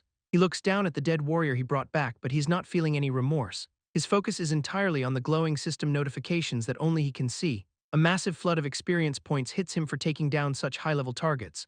The resulting level up is actually a nightmare for him, since it ruins his plan to grind low-level dungeons. He's officially the first player in history to get a headache from gaining too much power at once. Leon finally wakes up and checks to make sure Derek is still in the room. The warrior struggles to sit up, his first thought being the safety of the village. Derek keeps it short and confirms that the immediate danger has passed for now. Hearing that is enough to make the man collapse back into his bed from exhaustion. When he comes to again, Derek jokes that the nobles just spontaneously died of natural causes. Leon is not laughing and grabs the kid's arm to make sure he understands the gravity. If the capital catches wind of this massacre, the entire village is going to be executed. Derek does not look worried at all, simply stating that they just will not let anyone find out. The plan is already in his head, starting with keeping every single witness's mouth shut. A group of local guards files in after finishing the messy work of clearing the battlefield. Every noble corpse is hidden away and the carriage drivers have been sworn to secrecy. Thanking them for the update, Derek mentions he will hide the bodies in his storage bracelet later. The village chief joins them, looking like he's aged 10 years from the stress of it all. Richard is convinced that killing the noble was the ultimate mistake that'll get them all killed. Instead of panicking, the kid tells the room he has a plan to fix the situation. The small group of survivors realizes they're all officially accomplices in this cover-up. But Derek is not just looking for a few partners in crime to help him out. This scheme is going to require the cooperation of every single person in the village. Richard estimates they have a few weeks at most before the guild comes to check in. That small window is just enough time for Derek to get the town ready for them. The first step is a village meeting to make sure everyone understands the life-or-death stakes. The official story is that the nobles grabbed a map from Richard and headed straight for the dungeon. As far as the rest of the world is concerned, they barely even set foot in this town. Richard is fine with his name being used if it means keeping the neighbors out of the gallows. But for the inner circle, Derek is going to need something a lot more binding than just a verbal promise. Leon is not exactly thrilled about the idea of a system-enforced oath. It is the same deal Thomas signed, making sure no secrets get leaked without Derek's explicit say-so. Being a man of principle, Richard flat-out refuses to let a system contract dictate his life. The veteran has seen what those oaths do to people and would rather stay an outlier for now. The village chief cuts through the tension, asking if this is the only way to protect their home. With a promise to do everything possible for their safety, the old man officially buys in. The rest of the girls do not even hesitate, trusting Derek enough to sign on the dotted line. If Thomas can handle the heat, Mallory and Brandy are more than ready to step up too. Thanking them for the backup, Derek starts finalizing the core team for the cover-up. Even though Leon and Richard opted out, they are allowed to stay and hear how this is going to go down. The system confirms the deal, locking the girls into a lifelong pact of secrecy. Now that the witnesses are legally gagged, it is time to actually walk through the logistics. The kid is finally ready to show them how they are going to gaslight the entire capital. The narrative is simple. The high and mighty nobles showed up and graciously accepted a map, and then they rode off to conquer a level 100 dungeon, disappearing into the woods forever. The official story is that the nobles heroically stopped the dungeon overflow and successfully prevented the disease from spreading any further into the region. Unfortunately, the narrative claims the entire squad was wiped out by a monstrous boss, leaving a fatally wounded Gracefall to crawl away and die in the woods before help arrived. So instead of a corrupt official, the capital will remember him as a hero who made the ultimate sacrifice. Derek finishes his pitch, confirming this is the exact lie the investigators are going to find. The group just sits there in stunned silence, processing the sheer audacity of the cover-up. Nobody can quite believe he is actually going to try and sell such a massive tall tale. Shifting gears to the real mission, the kid makes sure everyone is packed and ready to leave the village. The warrior is still confused though, wondering why they are not heading to the level 100 site. Training is the priority for now, and Derek offers them one last chance to back out of the grind. He is pitching this as a golden opportunity for rare rewards and massive power gains. Behind the scenes, the kid is actually testing a theory about how this new system works. He suspects that what a person does before level 10 determines the classes they are offered, and if his hunch is right, he can steer the girls towards some seriously broken specializations. The team still does not get why they are hitting low-level zones while he just waits around. Derek just tells them to trust the process, promising the payoff will be worth the confusion. Since he needs to move fast, he decides to personally handle the transportation for the group. With the pep talk over, it is finally time to get this secret leveling session started, and before his teammate can even react, he scoops her up to keep the travel pace at a maximum. Derek hauls the group across the landscape, ignoring their complaints about the breakneck speed. They cover massive distances in record time to reach a high-level training zone, arriving at the level 50 beast dungeon where the team finally gets a chance to breathe. The girls are struggling to even stand after being dragged through the air at Mach speed, so Derek reminds them of their secrecy oath before opening the system to reveal his stats. He begins the registration process, letting everyone see the truth of his current standing. A system window confirms the shocker that Derek is only level 30 despite his god-tier power. Reina cannot reconcile the logic, especially since she is technically a higher level than him, but he just laughs off the confusion while keeping the mechanics of his low level a secret. There is no time for a Q&A though, as he triggers the dungeon's entry sequence. The group spawns into a safe house located deep within the monster-infested territory. Derek checks the surroundings, making sure they will not be ambushed while setting up camp, and begins breaking down the most efficient way to power level the low-ranking members. The strategy involves him beating high-level monsters within an inch of their lives, then bringing them back so the rookies can land the final hits for massive XP. He wants Thomas and Mallory at level 30 immediately to unlock their specific class upgrades. Reina is the only one strong enough to join the actual hunt outside the safe house, though her priority is just staying alive and retreating if the beast waves become too much. When the youngest girl asks about her part in the upcoming grind, Derek tells her she's basically a spectator who will be doing absolutely nothing, except for practicing her leatherworking on a massive pile of monster hides. Before the real work begins, Derek takes a look at Mallory's current equipment. She explains that her village gave all the good loot to the warriors, leaving her with junk. Derek responds by dumping a literal mountain of high-tier gear onto the floor. The group is stunned by the amount of legendary weapons he's just carrying around, but he shrugs it off as a collection of stuff he never actually used. Mallory gets handed a high-quality spear that's a massive upgrade from her wooden stick.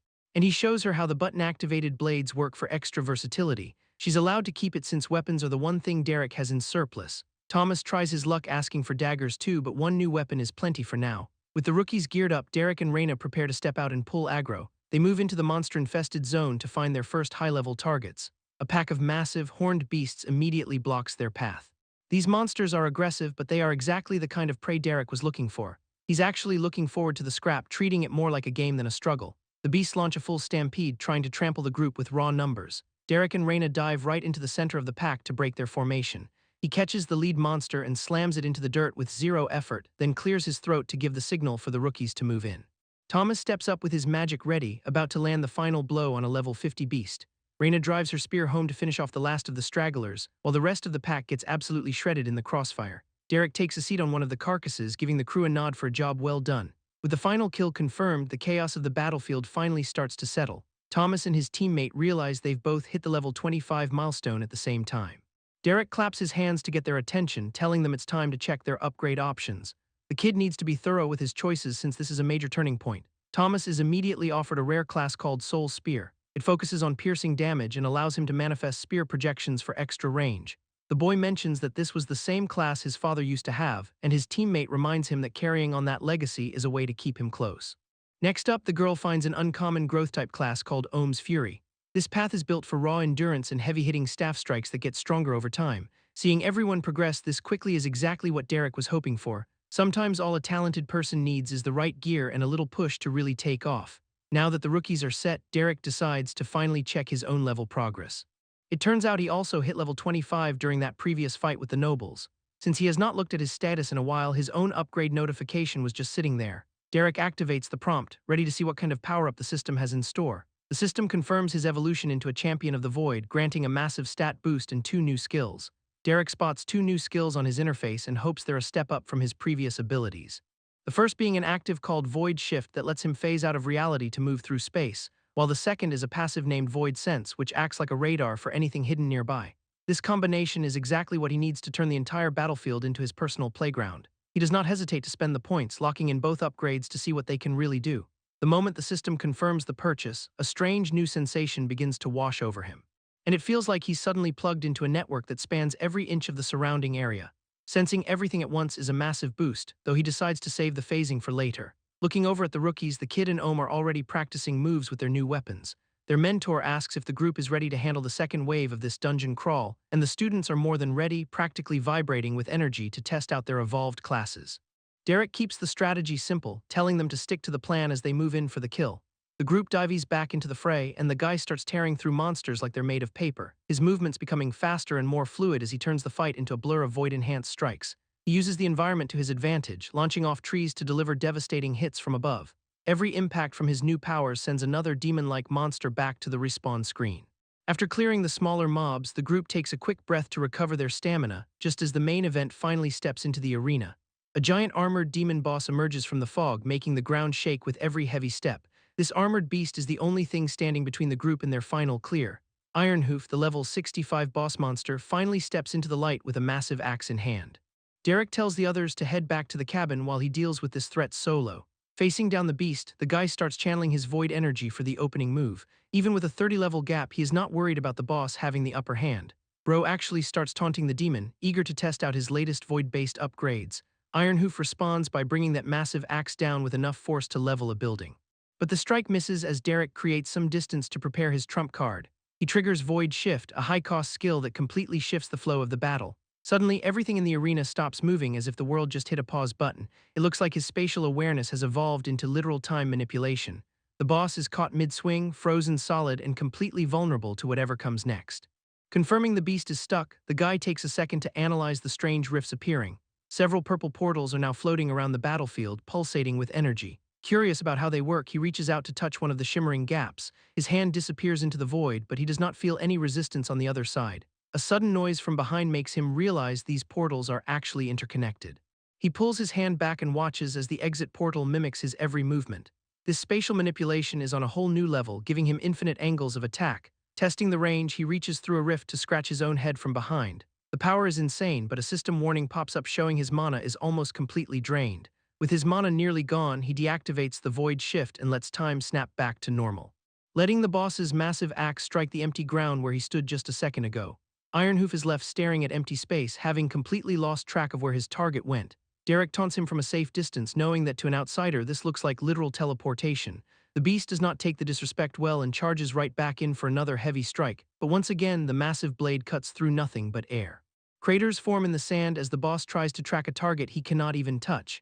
Telling the monster to slow down, our guy prepares to switch tactics and triggers his meditation skill to force his mana pool to refill while under pressure. With his resources recovering, he dares the boss to try his luck one more time.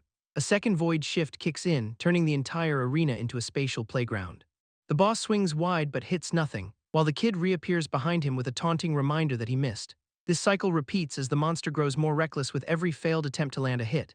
Ironhoof leaps into the air for a massive ground-breaking slam, but Derek just sinks into the floor through a spatial rift before the shockwave can even reach him.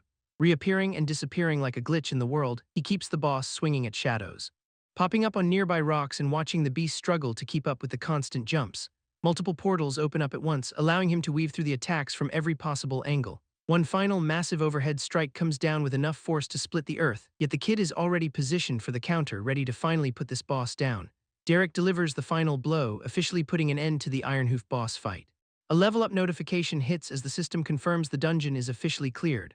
While the loot starts rolling in, a scroll of restoration floats into his hands. It's a bit of a letdown since the rewards are scaled for lower levels, but Mallory pulls a scroll of resurrection that hits her way harder than expected. The timing is brutal, making her wish she'd had this power back when Travis died, and Derek can only watch while the system pulls another one of its cruel jokes. The rest of the crew reveals their haul, which includes a chain strike skill scroll. Brandy ends up with a beast contract scroll designed for binding a consenting monster. The kid actually pauses to think about the possibility of finally having a pet, specifically that psychotic, fluffy bunny that spent the whole raid trying to kill him. Even though the thing was a total nightmare, he's still tempted to make the contract. Until Brandy breaks his focus by asking if she can take the scroll for herself. He hands it over without a second thought, which catches her completely off guard. She insists on making things right by helping him out during the next clear. It's a bit of a culture shock for the guy who isn't used to teamwork. With the loot sorted, the group decides it's time to move on to tougher challenges. The party begs for a break because their legs are toasted, but the grind continues. Another portal opens up as the system prepares the next trial for the squad. They step into a level 50 fire dungeon where the heat is already cranking up. Giant lava crabs are waiting for them right at the mouth of the cave. Derek tells Reyna to take point just like they did on their last successful run. The girl does not hesitate for a second and dives straight into the intense heat. Void Shift hits a brand new level as Derek starts clearing out the mob. Reyna follows up with a massive wind blade that cuts through everything in sight. System notifications keep popping while she racks up a massive kill count for the team. Mallory joins the chaos, gaining her own levels while burning through the remaining crabs. Even Brandy is putting in serious work, landing multiple stabs with zero chill. They clear the fire zone and move to a feathered dungeon for the next trial. Meditation hits a new high while Derek handles all the annoying aerial threats above them. Soul's Spear levels up for Brandy as Mallory begs for even more targets to hit. Next up is a level 55 underwater zone where things get much more sketchy. A massive shark catches Reyna off guard in the deep, dark water of the abyss. Derek panics as he watches his teammate getting swallowed whole by the giant beast, which looks like it just scored an incredibly easy meal to start the day. But the monster suddenly starts seizing and shaking violently from the inside out. Derek literally bursts through the predator's skin to secure another level up for himself. The speedrun continues as the group enters a level 50 flower dungeon next. Reyna notes how quiet it is and wonders where the enemies went this time, until a giant purple plant monster tries to turn them both into fertilizer. 3 days have passed since the beast dungeon and Brandy is finally feeling the grind. But she realizes that despite clearing dungeons for days, her body feels better than ever. Derek credits the insane stat boosts and meditation for her newfound endless stamina. Speaking of stats, he realizes he has a massive stockpile of points waiting to be used. With over 600 points to burn, even the protagonist thinks he's basically cheating. The goal is to get his physical stats up to 500 across the board. He spends a moment daydreaming about being the most flexible powerhouse in the world, before dumping everything into strength, dexterity, and wisdom to unlock a new title. Reaching 500 points in multiple categories grants him 2 free offensive skill choices. He immediately skips the glass cannon option since it ruins his perfect defensive build. Rapid movement is also out because his void shift already handles his mobility needs. That leaves him looking at sweeping slash and multi-strike to round out his combat kit. It's a permanent choice, so he takes a second to weigh his options carefully. He remembers a similar skill from his previous life that might cause a system resonance. Confident in the synergy, he locks in the 2 new techniques to see what happens. The system confirms the acquisition, leaving him with only a few skill points left over. Suddenly, a dormant ability from his past reacts to the sweeping slash and triggers a merge. He barely flinches at the pain of the skill fusion and warns the girls to stay back. Reyna does not even have time to ask what is going on before the air starts to ripple, and Derek unleashes a massive energy wave to test his terrifyingly upgraded offensive power. Derek has one last thing he needs to test out, so he tells the girls to back off and give him some space. As he grips his weapon, the energy from his new skill merge begins to overflow, and with a roar he puts everything into a single practice swing. The sweeping slash is not just a basic attack anymore, it's a massive shockwave, one that carves a path through the landscape and leaves a literal pillar of light in its wake. Reyna and the rest of the crew can only watch in total shock as the dust settles, because the raw destructive power is on a completely different level than before. He's finally satisfied with the results and decides they're ready for the undying dungeon. Meanwhile, a nobleman sits down for a quiet meal in a heavily guarded dining hall. This guy is clearly used to getting what he wants, but tonight he's distracted. He asks his staff if there's been any word from his son yet. The news is not good, as the last report placed the kid near a village an hour away, and then everything went silent, which usually means trouble in this world. Fed up with the waiting, the Lord calls for his top commander, Bronson.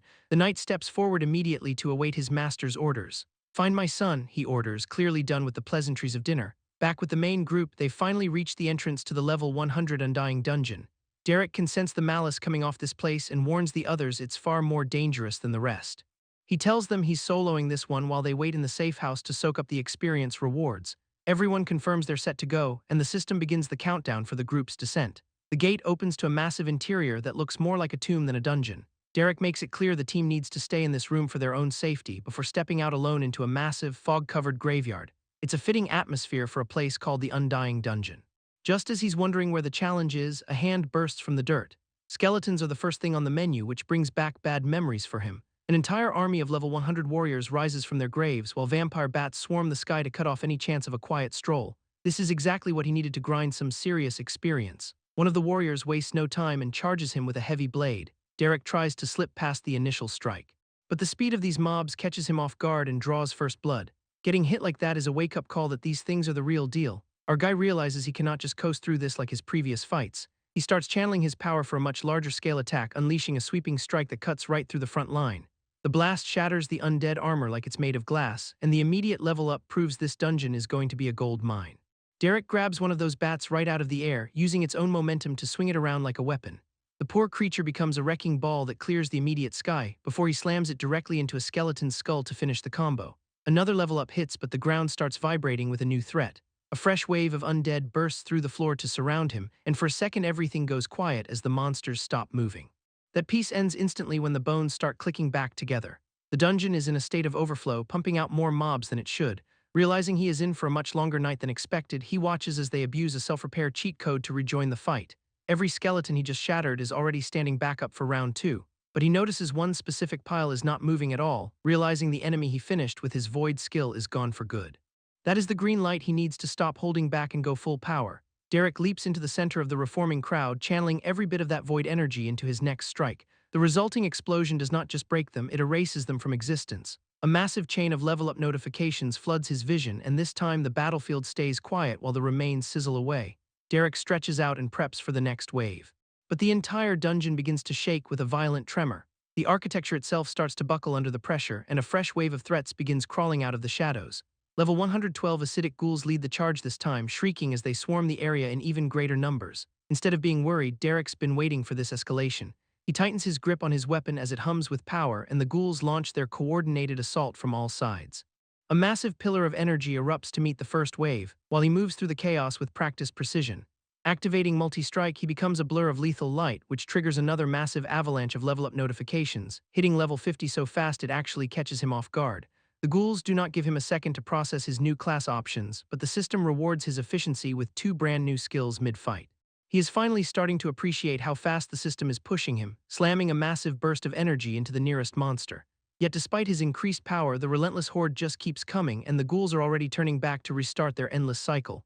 The clock tower's chime reveals why this nightmare will not end, as Derek finally figures out the gimmick behind the infinite respawns. Looking up, the source of the necromancy becomes painfully obvious, revealing a Lick boss lording over the battlefield from the high tower. Every time he puts a monster down, the boss just pulls the strings, forcing the broken bones to knit back together into a fresh wave. Watching the same skeletons stand back up is the final straw, so he starts shattering them before they can even finish reforming. It is a waste of time since the system will not grant XP for the same kill twice, and Derek is officially done playing games with the small fry. He calls out the Lick directly to settle this once and for all, which finally draws the boss down from its perch to join the fight. The minions launch one last desperate charge to protect their master, but Derek is already moving at a speed they cannot even track. He carves through the front line with a single explosive motion, unleashing multi-strike to turn the entire mob into a pile of scrap. To make sure they stay down, he activates Channel Void to amp his power. Staring down the Lick as it prepares its own counteroffensive, the boss brings its hands together to manifest a new dark spell, summoning spectral blades that look ready to tear through reality itself. The Lick tries to restart the respawn cycle by tethering its fallen minions, but Derek is completely over the infinite wave mechanic. He closes the distance before the boss can finish the ritual, carving right through the skeleton to put an end to the magic. A massive pillar of light signals the end of the encounter, and the system begins processing the final kill. With the immediate threat gone, the area finally falls quiet, just as the clock tower crumbles into the graveyard below. The boss is barely clinging to its unlife on the ground, its glowing phylactery exposed and ripe for the taking. Derek crushes the soul container under his boot without hesitation, mocking the Lick for breaking the #1 rule of being an undead king. Reaching level 50 unlocks a class upgrade, but he decides to wait, since there are more pressing matters than navigating a system menu right now. He signals for the rest of his party to come out from hiding, and they immediately start scavenging the high-grade materials left behind. Phase 1 of the plan is in the bag, leaving only the loot to be sorted. Since they were the first to clear the dungeon, the system doubles the rewards, handing out a pair of storage rings that leave the teammates speechless. This level of loot is unheard of, and the party is still trying to process the windfall. Derek asks if the loot is actually worth the hype, and Reyna confirms that getting storage rings as a drop is basically a myth. She realizes that once word of this haul gets out, every hunter in the region is going to swarm them. It's a toss-up whether this windfall will be a blessing or a curse for their small village. But Derek is busy realizing his own storage bracelet is way bigger than these legendary items. Thomas is already geeking out over how much more junk he can carry, and Reyna has to snap him back to reality so they can finish stripping the corpses. Even with the risk of attracting unwanted attention, the group feels a new sense of security. They are not the weak, helpless villagers they were just a few days ago, and they know exactly who to thank for their sudden glow-up. The difference in quality is hilarious, since Derek's gear could fit a whole house while these rings hold a few swords. After Thomas puts in a request for some custom weapons later, Derek decides it's time to move on to the second phase of his master plan.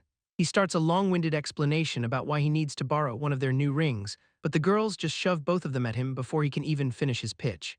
Taking just one, he realizes he probably did not need to prepare such a big speech. The party bundles up to trigger the exit sequence, and the system finally teleports them out of the corrupted zone. The forest still looks like a post-apocalyptic nightmare, which confuses the kid, but Reyna explains that stopping the source does not mean the environment heals instantly. Derek tells Thomas to hang tight for just a second, because it is time to finish the job they actually came here to do. He gets to work using his abilities to manipulate the scene, which gets so nasty that Reyna has to shield the little girl's eyes. The plan is to make Wallace look like a legendary hero who died in battle. After propping the body up against a tree to make him look dignified, Derek adds some fake wounds that look like they came from ghoul acid. The damage is specifically designed to make it look like a life-or-death struggle. And he even scatters some empty potions to sell the idea he tried to heal. To top it off, he leaves 2 storage rings behind as the loot he died protecting. Once the staging is finished, he asks the team for their expert opinion. The party is officially terrified of how good he is at fabricating a story, but they have to admit the setup is basically flawless. It looks exactly like a brave warrior took his final stand against the corruption. And with the dirty work done, the group finally starts the trek back. It takes a few days of travel, but the village eventually comes into view. Thomas immediately bolts for home to catch his grandparents before dinner, leaving the rest of them wondering where a kid gets that much energy. Reina is just happy to see that the village is still in one piece, but Derek's first priority is finding Leon to see how the defense held up. The kid finally hits level 10 and starts pestering Reina to let her pick a class. She drags the older girl off to go see what kind of options the system gives her, and Derek watches them go, knowing this was the whole reason he brought her to the dungeon. Given everything she has been through and the high-tier materials she's handled, including the items she crafted from rare drops before even hitting double digits, he's expecting the system to offer her something pretty specialized. While she weighs her options, Derek takes a breather outside the village houses. He's glad she's taking it slow, unlike Thomas, who probably just clicked the first thing he saw. With a moment of peace, he opens his own menus to sort through his dungeon rewards. It turns out his class just hit the big leagues, evolving into a legendary tier called Legend of the Void.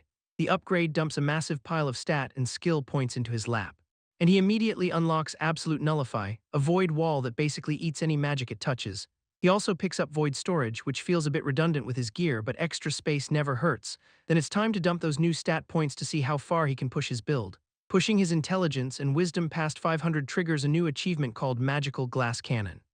That milestone grants him 2 free magic skills, and he decides to go with Chain Lightning for his active slot. It's exactly the kind of high-damage crowd control he needs to clear groups in seconds. For the passive slot, he picks up Physical Resistance to balance out that Glass Cannon title. Feeling significantly more broken than he was 10 minutes ago, he figures the village is going to be just fine regardless of whatever Richard was worried about. Brandy pulls Derek aside because she has finally reached level 10 and needs help picking her class. She's narrowed it down to 2 options, but one of them feels a bit strange.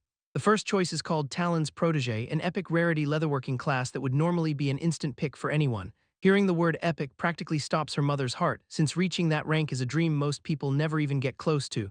There's a catch, though. The class description states she'll never be able to surpass her master. Derek realizes this means she'd spend her entire life working in Talon's shadow, but her mom thinks that's a small price to pay for such a prestigious title.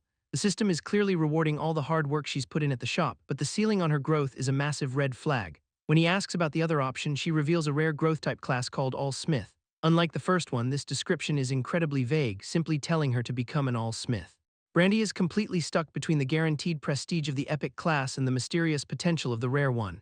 Neither Derek nor her mother are much help, giving her the classic follow-your-heart advice. Frustrated that they will not just make the decision for her, she takes a deep breath and prepares to lock in her future.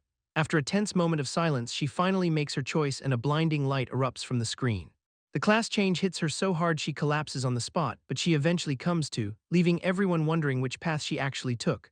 Brandy finally opens her eyes while her mom and the kid hover over her, but instead of being exhausted, the girl says the class change actually worked. Derek asks how many skills the rare growth-type class gave her at level 10, and she casually reveals that she just unlocked 42 of them. Meanwhile, a local farmer is just trying to get through his daily chores, completely unaware of the monster that was just born in that little shop. A knight named Wallace passes him on the road back to town, and he is already mentally preparing for whatever mess the blacksmith has cooked up. As the sun sets, the knight heads back to see the results of the girl's gamble. Even as she repeats the number, the math just does not make sense to him. Especially since a typical class change only offers a handful of new abilities. The sheer volume of skills proves that her high-level dungeon XP was worth the risk. An hour later, Derek is nursing a drink at the local tavern, realizing that Brandy is on track to become a literal god of crafting. The girl is not just making basic gear, she can imbue weapons and runes with massive buffs, and even her cooking and potions are going to turn her into a one-woman army. It's a terrifying amount of power for one person to hold in this world, but the biggest upside is that she can finally brew a decent beer. Derek takes a massive swig of the current house special at the pub and tells the bartender it's still the most disgusting thing he's ever tasted. Tommy bursts into the tavern shouting Derek's name while the bartender assumes the kid is just looking for a drink he shouldn't have. Out of breath, the boy tries to explain that a stranger has arrived in town. Thomas tells the kid to slow down and just spit it out, and Tommy finally manages to say there's an adventurer from Torith looking for Reina. This is not just some local mercenary either. He's sporting a gold badge and a massive sword. Hearing the news, Derek's relaxed tavern mood disappears instantly. Stepping outside, he spots the visitor already deep in conversation with the village elders. The stranger carries himself like a seasoned pro, making the villagers look small by comparison. Derek tries to scan the guy's stats, but his identify skill fails to show anything. That confirms the newcomer's level is significantly higher than Derek's current rank. Sensing the shift in the air, Derek tells Tommy to get back inside the tavern. The two men lock eyes across the square as the wind begins to pick up. Derek decides to lead with his usual sarcasm to see how the guy reacts. He makes a crack about the size of the man's sword and what he might be compensating for. The knight does not bite, and the tension only gets thicker as he stares back. It seems this world might be lacking a sense of humor when it comes to sword jokes. This newcomer identifies himself as Bronson, a member of the elite Graceful family. Just hearing that name makes Derek groan, knowing the reputation of that household. Bronson warns that Derek's attitude is likely going to lead to an early grave. Derek catches word that Wallace might have kicked the bucket, but Bronson says he's technically just missing. Bronson finds the whole thing suspicious since the kid was supposed to have cleared the dungeon by now. Out in the wilds, the local blight has finally started to clear up over the last few days. Apparently a level 100 dungeon was beneath Bronson's pay grade, so he let the junior handle it. Derek is genuinely shocked the bratty noble actually had enough juice to finish the job. Bronson demands a tour of the site, prompting the two to head toward the clearing. And Derek is down to help, provided the knight can do him a solid in return. This knight is not exactly thrilled about doing favors for a random villager. Since Derek is heading to the big city soon, he wants a personal guide once he arrives in Torith. They reach the entrance where the dungeon's energy is still lingering in the air, but the mood shifts the second they find what they were looking for. Bronson confirms the kid is definitely gone, having used every trick in the book to survive. It's a grim sight seeing the young noble slumped against the greenery after his final stand. Bronson uses his magic to secure the body so he can return it to the Graceful estate. Master Graceful needs to hear the news, especially since this dungeon drops high-tier storage rings. As they walk back, Derek asks if every noble in the house is as arrogant as the deceased kid. Bronson admits the family name was a burden that Wallace was never quite able to carry. The higher-ups always knew his reckless streak would eventually be the end of him. Derek finds it hard to believe a kid like that actually died trying to protect other people. Bronson just hopes the sacrifice serves as a wake-up call for the rest of the family. Suddenly, a massive blast of energy knocks everyone back, sending Bronson tumbling as the atmosphere gets heavy. Bronson draws his sword to face what he thinks is a high-level monster, but stops cold when he sees what Derek is actually doing. Derek is just chilling with a horned rabbit, offering it a contract scroll. Bronson can't believe a legendary item is being wasted on a bunny instead of a dragon. Derek does not care about the stats and signs the deal anyway, officially naming the little level 64 creature Sylvie. The system offers a permanent bond that shares 75% of his power, which Derek accepts instantly since he's been planning this all along. To finalize the soul link, the system demands a blood sacrifice, so Derek bites his thumb to provide the necessary sample. Watching the rabbit drink blood sends Bronson into a total spiral, especially as a blinding pillar of light marks the start of the ritual. The veteran warrior screams that wasting a soul slot will ruin Derek's future, but the kid just gives a casual shrug and moves on. As the energy settles, Sylvie starts undergoing a strange transformation, and a dark, hungry voice suddenly echoes inside Derek's mind. He freezes as the rabbit starts asking about their next meal, wondering if they're about to go on a human hunting spree. Bronson is losing his mind over the bunny's stats, but Derek is having the time of his life, and by the time they set up camp that night, the veteran is still in total shock. He watches Sylvie hop around the campfire while the smell of sizzling meat fills the air, unable to wrap his head around what the creature is actually doing.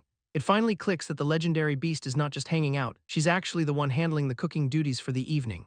Derek casually explains that he dropped 2 whole skill points to teach her the craft, which is basically the ultimate disrespect to anyone trying to build a serious character. Bronson tries to argue the logic but eventually realizes there's no point in questioning him anymore. While they wait for the food, the kid asks for one of the storage rings they looted from Wallace, specifically so he can give it to Sylvie as a dedicated pantry for her ingredients. Seeing the rabbit accidentally char the meat to crisp, Derek admits she's a work in progress, even muttering that he might just eat the chef instead if the quality does not improve. The duo eventually reaches the village gates the next morning with the bunny trailing behind. Derek sends Bronson off to the tavern so he can go handle some personal business first. The second they enter, Sylvie starts telepathically asking if she can start hunting the locals, forcing her master to explain that these people are actually friends and strictly off-limits. She's clearly annoyed by the no-murder policy but agrees to keep her bloodlust in check for now. As they walk through the center of town, they spot Thomas and Brandy working their usual shifts, and the two can't believe their eyes when they realize Derek actually made it back alive. Derek introduces his newest companion to the group, identifying Sylvie as his bonded beast to immediately win over the locals. The bunny leans into the act, knowing exactly how to play the cute card for these humans. After the introductions, he reveals he is moving out tomorrow on a much longer journey. This sudden departure catches Brandy off guard as she realizes he is leaving so soon. Reassuring her that he will return, the MC promises to keep her safe from anyone looking to exploit a master crafter. He leaves her with a strict warning to keep her high-level skills a secret from the public. She promises to keep a low profile while her protector is away, unaware that Derek has already vowed to erase anyone who tries to turn her into a crafting slave. Thomas gets orders to spend tonight with his family before their morning departure. This trip marks a major turning point, as it might be months before they see the village again. Later that night, the guy grabs a meal with the guard captain to discuss business. The captain seems disgusted by the local food, leading to a jab about his picky noble taste. Bart explains his weird dual role as both a military captain and a personal butler for his lord. Sylvie sniffs the plate and is not exactly thrilled with the lack of seasoning. One bite is enough to convince the bunny that this edible fuel is a tragedy. She asks if they can just cook it to improve the flavor, only to find out this is the final product. The fact that humans actually eat this garbage leaves her completely traumatized. Bart admits he is no chef, apologizing for the quality of the tavern's kitchen. Derek toasts to the terrible meal, knowing the town will soon be flooded with travelers seeking his dungeon loot. Bart cannot believe the dungeon is actually handing out storage rings like candy. Derek does not see the point in hiding the loot from the locals anymore, since he wants them to have a head start. But the mood shifts instantly when he leans in, dropping the casual act for a second, dropping a heavy warning that his affection for the villagers is the only thing keeping things civil. He goes right back to his drink like nothing happened, leaving the captain completely rattled. The next morning arrives with the sun hitting the village one last time before the long haul. Everyone gathers at the main gate to see the group off on their massive expedition. Thomas is stuck dealing with his family's fussy farewells while Sylvie watches the drama unfold. His grandma is busy making sure he remembers to brush his teeth, much to his embarrassment. They remind him that no matter how much of a big-shot adventurer he becomes, he's still their grandson, and the kid finally breaks down, admitting he's going to miss home more than he thought. Leon gives Derek a final handshake, trusting him to look after the boy during their travels. Brandy steps up next, revealing she spent her time making a few parting gifts for the team. She pulls out a custom cloak designed specifically to keep Sylvie warm and protected on the road. The bunny is obsessed with the new look, feeling like the most elegant beast in the forest. That's not all, as she also finished a fresh batch of those modern-style shirts Derek prefers. He is thrilled to have some comfortable gear that does not feel like it is from the Middle Ages. Finally, she hands over a massive basket of supplies to keep them fed during the trip. It's packed with enough quality food to last until they reach the next major stop. With the goodbyes finished, the team prepares to leave the safety of the village behind. Sylvie has her eyes on the prize before they even leave the gate. Brandy hands over a fresh bag of biscuits for the long road ahead, but the rabbit intercepts the delivery and devours the whole stash in seconds. Derek can only watch in silence as his breakfast disappears into that tiny stomach. Brandy tells him not to be a stranger since the village is going to feel empty without him. She gives him a final hug, thanking him for stepping up when they needed a hero. There's even talk of the village crew joining his party once things settle down. He promises to come back for them, waving as the group finally hits the trail. Derek starts teasing Thomas with a nickname as they head for the city gates. The trio finally reaches the massive city of Torith, with Bronson leading the way. Thomas is completely floored by the scale of the buildings and the massive crowd. It's a total shift from the quiet life they just left behind. They head into the lower city where vendors are selling fresh meat on a stick. Sylvie is already drooling over the smell, forgetting all about those biscuits. Derek realizes he's going to be spending a fortune just to keep this rabbit fed. Bronson grabs a snack too, but warns that the quality in this district is questionable. Derek notices the locals are acting incredibly tense around Bronson, who explains that nobles usually avoid the lower city entirely. The ones who do show up are usually looking for someone to push around, and Derek realizes the local upper class has a pretty nasty reputation. Bronson leads the way into the middle-class district, warning the guys to keep a low profile, and he's clearly a big deal around here, getting greeted warmly by the locals as they pass. Derek notices the massive gap between the rich and the poor is just as bad here as in the villages, where it seems like everything in this world is built around keeping commoners and nobles separated. Without Bronson's reputation to shield them, the group would probably be kicked out of the area immediately, but even with the knight's help, they still feel like they're sticking out like a sore thumb. That's when Derek gets an idea to use Bronson's status to land them a much better meal. He flags down the knight with a specific destination in mind, wanting to head straight into the heart of the noble district to try a famous restaurant called the Crown. Inside the high-end eatery, the head chef is waiting on a verdict for her latest dish, while a red-haired noblewoman sits alone at a long table, sampling the food in silence. The chef finally gets the green light to inform the head chef that the meal passed with flying colors, but the quiet atmosphere is shattered when Derek's group tries to force their way through the front door. And the staff immediately blocks them, telling Derek he does not belong in a place this fancy. Bronson tries to pull him back before things get ugly, but Derek plays it off like he's just looking for a snack. The commotion draws the attention of the noblewoman, who looks down from the balcony to see the fuss. The guards are ready to toss them into the street for disturbing the peace. However, the woman's tone shifts the second she recognizes the knight standing in the lobby. Bronson shows his respect, while Derek privately cringes at the knight's polite lies about his master's family, and with the tension still thick, the noblewoman turns her gaze toward Derek to find out who he is. Derek introduces himself and skips the small talk by asking for the manager, and the woman in charge is more than happy to give him her full attention. She leads him upstairs to talk business, admitting she's been curious about this hunter. To keep the peace, she orders her staff to look after the rest of the group, as Bronson and the rest of the party are offered a free luxury meal. Once they're alone in her office, Derek decides it's time to show his hand, summoning a massive void beast carcass that takes up half the room. The creature's appearance shifts the negotiation as she realizes just how rare this is, because the quality of the meat is unlike anything she has seen before. After getting the okay to inspect it, she pulls out a knife to check the specimen, confirming the beast is immaculate before asking how he managed to hunt it. Derek keeps the source a secret, but she promises he can name his price. Since the value is so high, she needs a few days to consult her superiors, and Derek agrees to stick around, though he insists on keeping the hide. His plan is to have some high-tier armor crafted for Brandy later on. The manager agrees to the terms and offers to store the carcass in the meantime, which helps Derek clear out his own inventory while the deal is pending. They shake on the temporary agreement, with the manager offering her personal help. Just as he's about to leave, the kid pauses at the door for one last thing, catching her attention one last time before he heads back to join the others. Derek throws out a hook about coffee to the manager.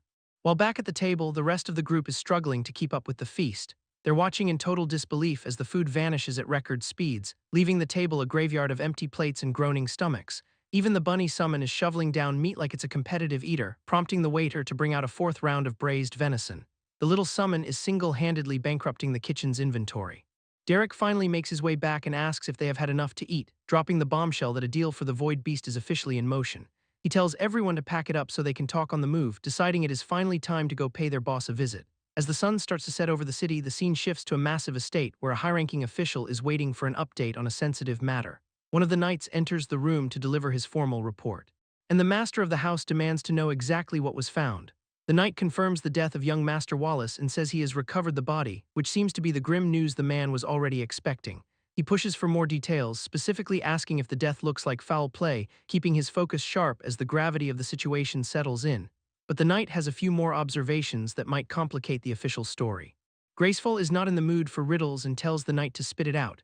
The knight points out that Wallace was never the type to risk his life recklessly, leading the master to ask what he is really trying to imply.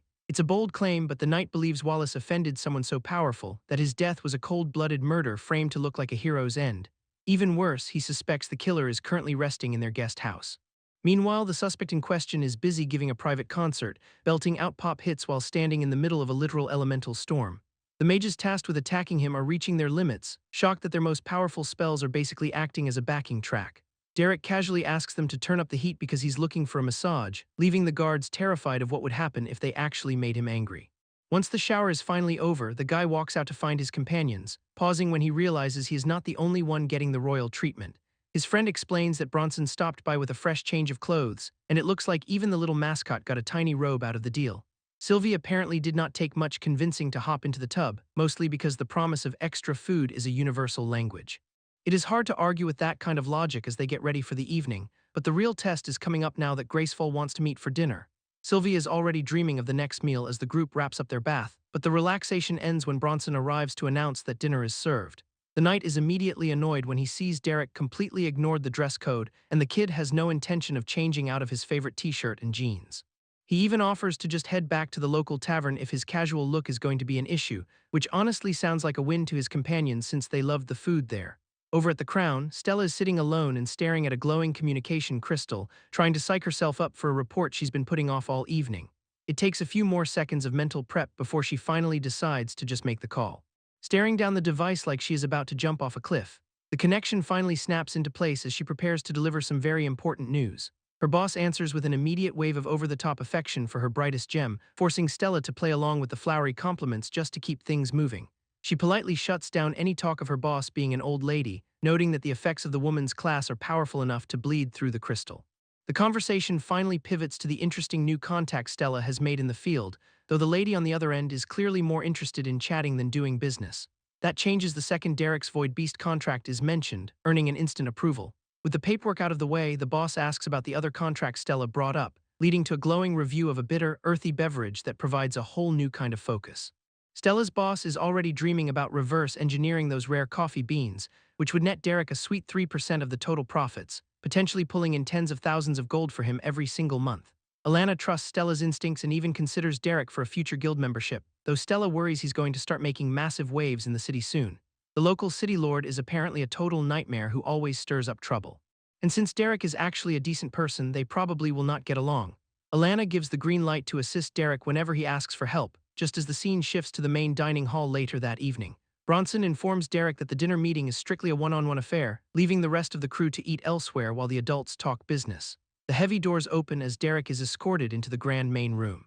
Walking past the long table where the master is already waiting for him, Bronson makes the formal introduction and gets dismissed from the room immediately, leaving the two of them alone to finally settle their business over a meal. Thomas offers a seat and some food as the tension starts to build, and then he drops the hammer by asking if Derek is the one who killed his son. The heavy question hangs in the air for a long moment before the mood shifts. And Derek just starts laughing like it's the funniest thing he's ever heard. Surprisingly, Thomas joins in, turning a potential death threat into a weird bonding moment. Derek stops laughing and compliments Bronson's acting for hiding his suspicions so well. Thomas is not in the mood for jokes and asks for a straight answer about his son's death. Since Derek is not even trying to hide it, the master decides to skip the formalities. And the kid just looks him in the eye and confirms he's the one who killed Wallace. The old man takes a heavy breath and asks what his son could have possibly done to deserve that. It was not about a simple offense or a bruised ego, but a line that Wallace crossed that can never be walked back. Derek brings up how the boy beat a little girl and her mother half to death and was seconds away from executing a local hero for trying to stop him. Purple energy floods the room as he makes it clear that Torith would be a graveyard if he'd arrived any later. Thomas acknowledges the threat but warns that his house will not fall as easily as a spoiled heir, though Derek does not seem particularly impressed by the posturing. He vanishes from his chair in a blink, reappearing right behind the master to whisper that he could wipe them out whenever he wants. This massive show of force leaves Thomas realizing just how outmatched he is. Yet Derek just returns to his seat and suggests they enjoy the meal since it has not come to blows yet. Still, he has to ask why a father feels zero resentment toward his son's killer. Thomas admits the anger is there, but it is not directed at the man who did the deed. The master blames his own soft parenting for letting Wallace turn into a monster that needed to be put down. Instead of revenge, he plans to use the sacrifice to scrub the family name and find a better path forward. Thomas catches Derek off guard by actually thanking him for the way things turned out. This unexpected gratitude makes the meal even more awkward, but the master is not finished yet. There's still one major detail about the dungeon crawl that he cannot wrap his head around. He knows Derek's level is far too high to enter that specific zone, so someone else had to clear it. Derek is willing to reveal the truth, but only if he gets a binding oath in return.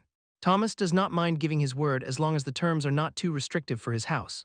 The conditions are simple: keep the secret and never use the information to harm Derek or his people. It is a fair trade for such a massive secret, and the master takes a moment to agree. He admits he has agreed to much worse for far less valuable information in the past.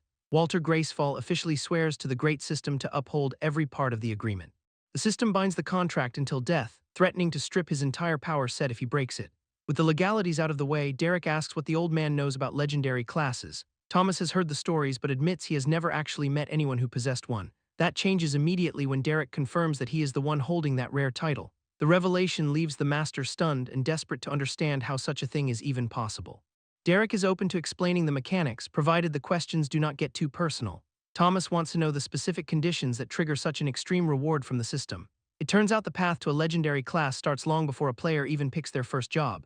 If a boy wants to be a legendary swordsman, he must live and breathe his blade for years, just like a water mage would need to spend their entire life submerged to earn the system's recognition. If someone devotes themselves to a pursuit with the passion of a zealot, the system rewards that obsession with a high-tier class, leading Thomas to ask if anyone else has tried this. Derek mentions there is one other person he is looking out for, and his main goal is finding a safe city for them to grow. The old man assumes he's talking about the young boy currently traveling with them, but Derek finds that idea hilarious since the kid does not have the patience to wait for a class. Regardless of who it is, Thomas warns that this city is the last place anyone should try to settle down. The problem lies with the city lord, a man far more dangerous and corrupt than the master's own late son.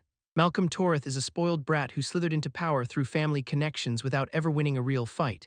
If he hears about Derek's talented protege, he will likely try to seize them like a shiny new toy.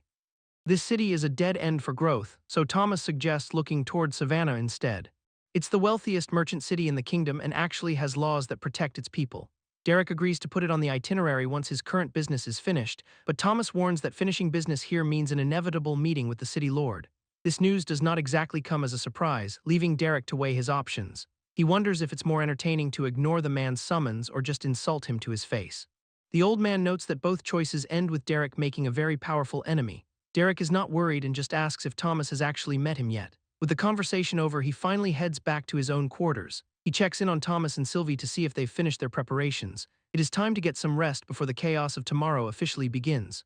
Bronson kicks off the morning by dragging the kid out of bed before he is even awake. Derek watches the messy start to the day as the group prepares to officially move out. Everyone gathers outside the manor, though Bunny is having a much better time than the exhausted boy. Despite the lack of sleep and the rough wake-up call, they are finally ready to leave. Bunny is living its absolute best life among the flowers while the humans handle the logistics. Bronson passes along a final message from his master, offering them a permanent spot in the guest house.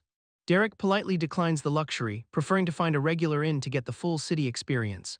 He jokes that too much pampering and free chef-cooked meals would just end up spoiling them. With the formalities finished, they finally step out into the bright city streets to start their day. It feels like a fresh start as the group leaves the high-end district behind for good. The pair descends into the heart of the town to find a place where they can blend in. They navigate through the busy marketplace, keeping a low profile while they search for room. Curiosity eventually gets the better of the kid, who starts asking if Bronson's master is actually trustworthy. He's specifically worried about how the father feels regarding the fate of his entitled son. Derek reveals that the old man is far sharper and more observant than anyone realized. This realization causes the boy to spiral, terrified that they might be walking into a trap. Derek shuts down the panic immediately to keep them from drawing unwanted attention in the crowd, explaining that the father had long ago accepted his son was a lost cause destined for a bad end. In a weird way, the whole situation actually turned a potential disaster into a powerful new alliance. They finally reach a local tavern to settle in and wait for their next opportunity to move. Derek drops a handful of gold at the front desk to secure a place to stay. But the clerk informs him they're down to their very last room. With no other choice, he takes the key and leads the group upstairs. They push into the small space to finally get some rest, stepping into a room that's definitely not built for 3 people. Looking around at the lack of furniture, Derek makes a quick executive decision. He tells the kid he is stuck on the floor, shutting down any complaints by reminding him who's in charge. Since he has business to attend to, he suggests the duo head out and explore the city, tossing over the key and a bag of gold to cover their expenses for the day. The goal is for them to blend in by buying new clothes and making some local friends. On his way out, he silently tasks the little creature with keeping the boy out of trouble. Sylvie agrees to the bodyguard duty, mostly because the kid is her primary food source. Walking through the market, Derek tries to shake off the feeling that he's leaving them vulnerable. He reminds himself that Sylvie is technically a walking nuke with 75% of his own power, but that power comes with a hair-trigger temper that could level a city block. Hoping his familiar does not decide to commit arson while he is busy, he pushes forward. Something finally catches his eye through the crowd, leading him right to the massive, skull-adorned entrance of the local Adventurers Guild. The inside is exactly what you'd expect, featuring a rowdy crowd and an immediate bar fight. One meathead is currently losing his mind because someone used a word he did not understand. While the local muscle is busy arguing over quest ranks and vocabulary, Derek ignores the rowdy atmosphere and heads straight for the main counter. The regulars are already judging his casual outfit and writing him off as a total newbie, but he does not even flinch as he walks right through the middle of an ongoing brawl. A scarred veteran tries to keep him moving along, though Derek does not even acknowledge the threat.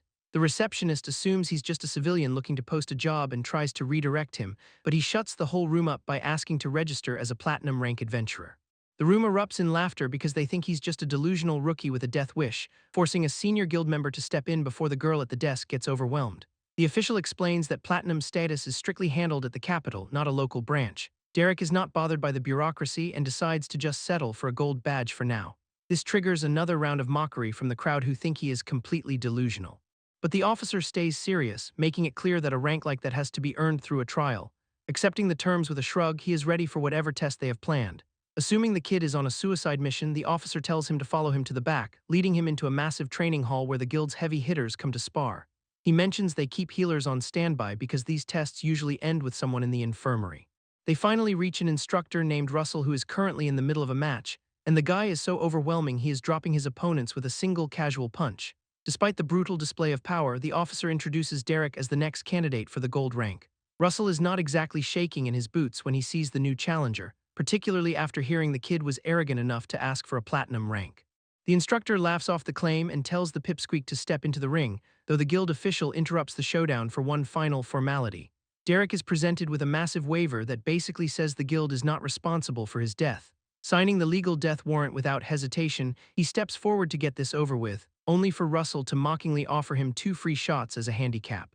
Bored with the trash talk, the kid tells the giant to just shut up and fight. The officer braces for the inevitable carnage as the match finally begins, and Russell charges in with a haymaker intended to end the trial instantly. The The massive fist whistles past its target as the instructor completely whiffs the strike. Before he can recover, a casual slap from Derek sends the big man spiraling across the room. Everyone watching is frozen in shock while Russell grovels on the floor in pain. One hit was all it took to leave the guild's elite tester face down in the dirt. Walking away from the unconscious body, Derek asks if he can have his badge now. Back at the office, the rules have suddenly become a lot more flexible, but the official explains he still needs to clear one silver rank quest for the promotion. The man is visibly trembling as he handles the paperwork for the monster he just witnessed, quickly producing a thick binder full of active contracts for the surrounding area. Derek is given his choice of any mission currently available within the territory of Torith. The official is hovering with tea, but Derek just wants silence while he browses the contracts. Choosing a specific page, he settles on a mission that catches his eye. The clerk warns him that hunting toadcaps requires a week-long trek into a dangerous, remote region, but the distance does not seem to matter as he grabs the quest and heads for the door. Adventurers in the lobby can feel his pressure as he passes, whispering about the new powerhouse. Even Russell has to admit the guy is on a different level after seeing him in action. Walking through the city streets, Derek prepares for a solo trip to the snowy peaks. He reaches out mentally to check in on Sylvie before he gets too far away, and the telepathic link connects instantly, much to his relief. The little rabbit is currently busy blowing through his gold at a pastry shop with Thomas. Letting out a chuckle, he tells her he is leaving town and to keep the kid out of trouble. Sylvie promises to protect her mount while demanding even more cash for her dessert habit. Derek agrees to leave some gold in their room, provided she actually shares it with the boy. After getting a reluctant promise from the greedy bunny, he focuses on the long road ahead.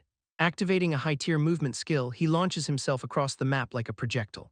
Crossing entire mountain ranges in seconds, he bypasses days of travel in a single explosive burst. He reaches the destination in under an hour, turning a week's journey into a light warm-up. Now he just needs to track down the toadcaps so he can finish this and get his rank. A small pair of eyes watches from the bushes as he enters the monster's habitat. The target finally reveals itself, looking way more like a cute mascot than a deadly threat. Derek makes quick work of the first toadcap and notes he still needs 14 more to finish the quest. It does not take long to round up the rest, bringing his total to 15 in record time. With the chore out of the way, he heads deeper into the wilderness to find some real entertainment. Being this far from civilization means he does not have to worry about collateral damage or witnesses. He decides to test out a high-level skill called Void Call, which acts as a beacon to draw in powerful entities from across the dimensions.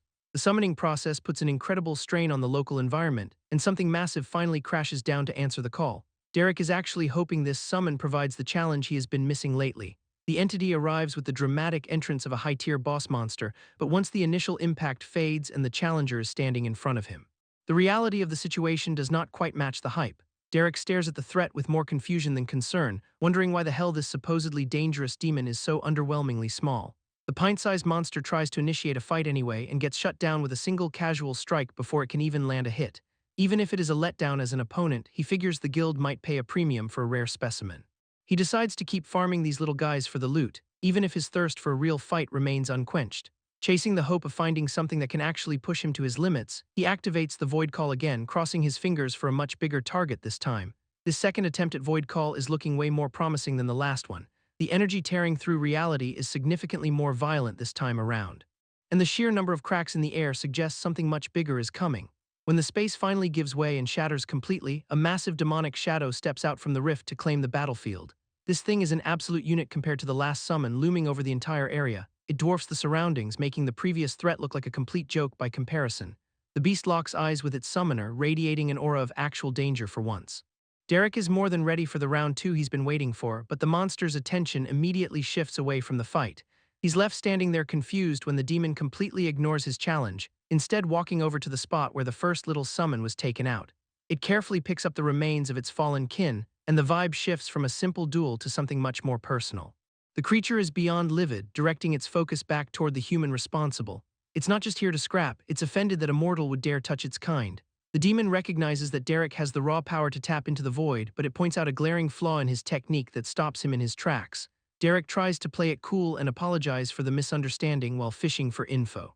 The beast repeats its warning that while he can open the door, he has no control over what comes through. Derek is not buying the lecture and thinks he's doing a solid job on his own, but calling a high-ranking demon an amateur is a one-way ticket to a beatdown. The creature claims Derek has no clue how dangerous these powers really are, and it only showed up to fix the mess he made by killing its subordinate. Instead of being worried, Derek's brain immediately jumps to shonen tropes. Imagining a full-blown training arc where he plays the eager student. He even gives a mock bow to his new master just to see where it goes, which only makes the demon even more disgusted with his presence. Mentoring is not on the table today, the beast is opting for an execution instead. It lunges forward with a speed that catches the kid completely off guard, forcing him to brace for an impact that levels everything around them. The monster is not letting up, following through with a flurry of void-enhanced strikes and slamming the ground with enough force to turn the area into a crater. Thinking the fight is already over, the demon starts gloating about human arrogance, assuming the brat could not possibly survive a direct hit from a void native. That confidence evaporates the second it realizes its target is still standing, casually floating among a field of active void portals like it's nothing. It is becoming clear that this is not just some lucky amateur playing with fire.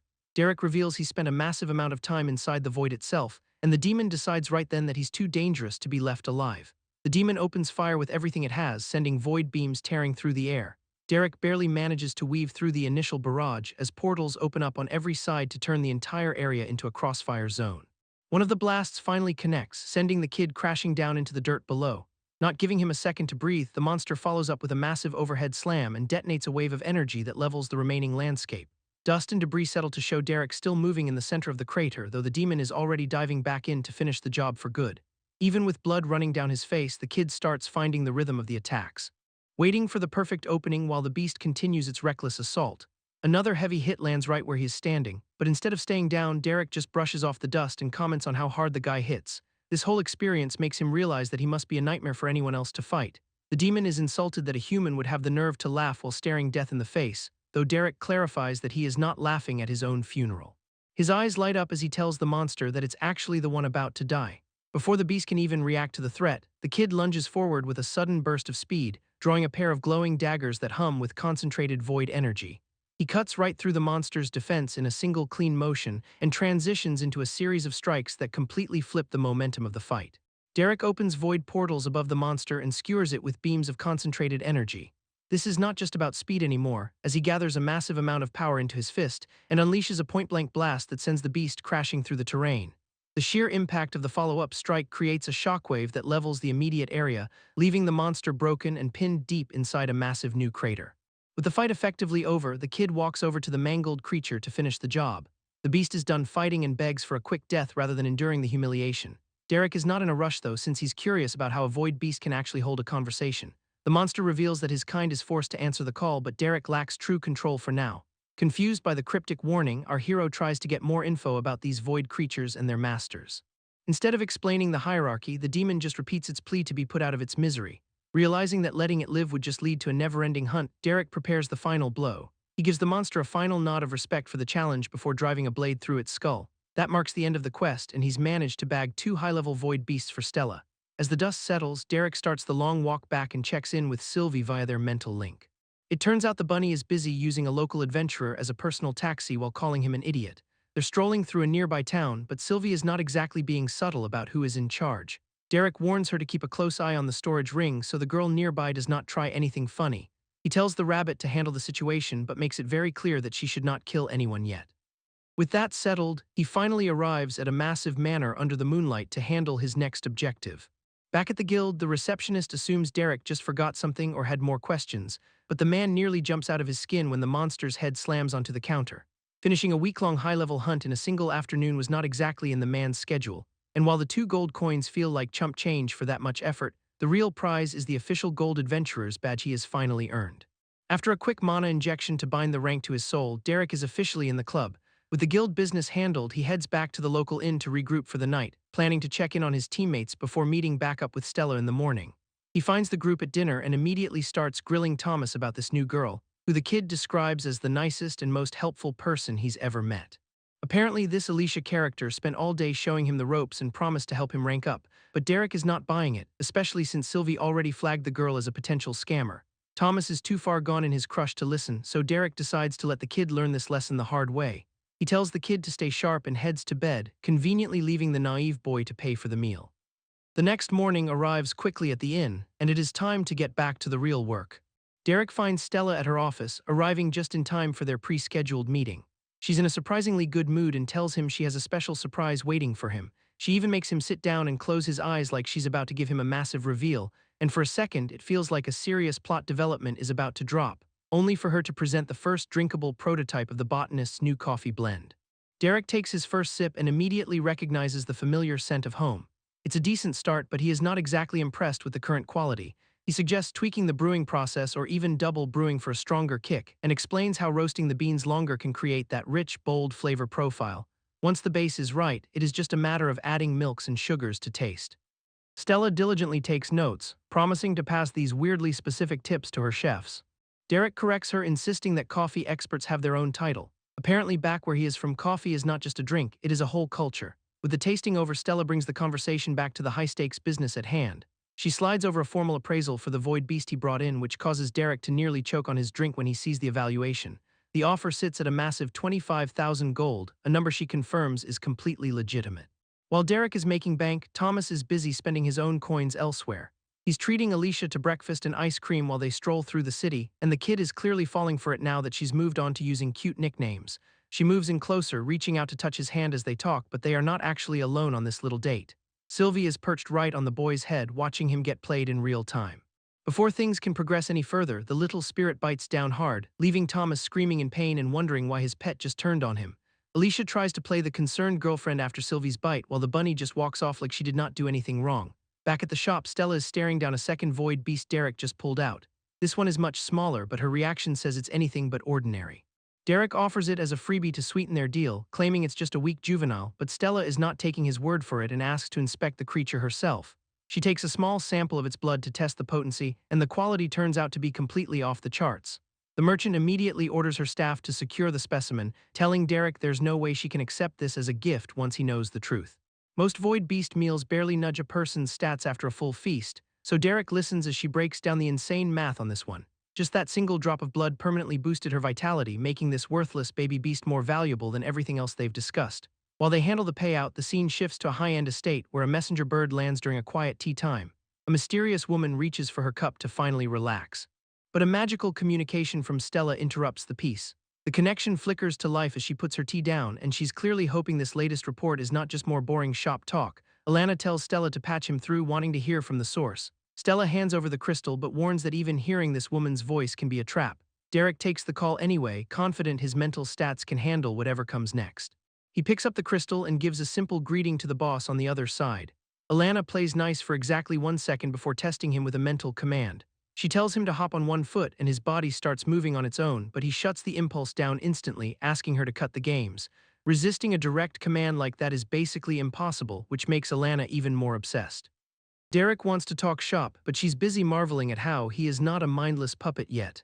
He admits there was a tiny tug on his mind, but nothing he could not handle. This level of resistance earns him a VIP invitation to meet her in the flesh. The woman reveals she's Alana Swan, the powerhouse behind every Crown restaurant, and she's already decided that Derek is the most interesting thing she has seen in a while. Before they continue, he points out that Stella is still stuck mid-hop in the background. Alana finally releases the command, letting her assistant breathe again. Stella collapses into a chair, clearly shaken by how effortlessly she was controlled. Derek pushes to get back to the actual reason for the call. Alana relents, shifting her focus back to the massive payday on the table. She opens the bidding with 50,000 gold for the juvenile void beast, but Derek stops her right there, revealing he's got an even bigger prize waiting in the wings. Alana's already hooked, but Derek drops a bombshell about a third monster. This one was significantly bigger than the first two, and according to him, the massive beast could actually speak. That stops her cold, since she's only ever seen one other creature with that kind of intelligence. Learning it was not a one-of-a-kind freak of nature is a major intel win for her, especially since her previous encounter only managed simple, violent phrases. Alana decides they'll have Stella inspect this third specimen personally. Though the assistant still needs a minute to recover from that earlier mental shutdown. With a rare speaking beast on the line, the merchant is ready to close the deal. She moves straight to the contract phase, asking what he wants for his trouble. Derek admits that while gold is nice, he's actually aiming for membership in the Crown. She flat out refuses to use that as payment, which sounds like a rejection at first, until she clarifies that he's already earned a spot just by impressing her.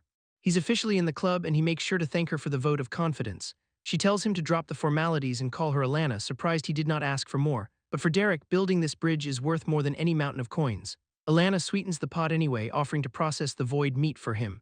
Their cooking method maximizes the stat gains, giving him the full benefit without the raw side effects. On top of that, he is getting a 20% cut of the final auction price. It is a solid offer, but Derek still has a few specific terms he needs to iron out first. Derek starts by asking for the leftovers, specifically the hide and claws from the void beasts. Alana is fine with it since they're useless to her, but he has more on his list. After seeing Stella's gear, he wants a custom weapon from the same high-level blacksmith. Because his current blade is already starting to fall behind his actual power level, Alana suggests dropping his auction cut to 18% to pay for the smithing fee. Derek accepts the terms as long as the final weapon meets his high standards. His final request is a storage ring fully stocked with high-end cooking gear and spices. This set includes all the specialized tools and recipes needed for high-quality void processing. Alana hands over the ring while wondering if he's secretly training a personal gourmet chef. Derek keeps it vague, admitting that he's working on something along those lines. Then comes the weirdest request yet involving the small rabbit void beast he brought along. He asks if the little creature can shadow her professional chefs to learn the trade. Alana finds the request unique but agrees to let the beast into her kitchen. With the negotiations finished, the two sign the contracts and look forward to the future. Both parties are happy with the terms, but Alana is not quite ready to let him go yet. She admits she has a few personal questions now that the business deal is closed. It turns out she has eyes everywhere and has been tracking his recent activities. While his background is not an issue, one specific detail does not add up to her. Alana directly asks how he's able to summon high-level void beasts all by himself. The realization that his secret is out hits him hard, but she promises to keep it quiet. Alana lays out exactly what she saw, Derek leaving the city followed by a massive purple beam. She warns him that his activities are not nearly as discreet as he thinks, and hopes she is the only one who has managed to connect the dots this far. Derek realizes he has been compromised and asks if she's been stalking him personally. Alana clarifies that she does not do the dirty work herself because she has people for that. She calls them her Deathsworn, a group of servants with a pretty dark origin story. These were the worst of humanity, people she believes deserved a fate much worse than death. So she trapped them within their own minds, forcing them to serve her every command forever.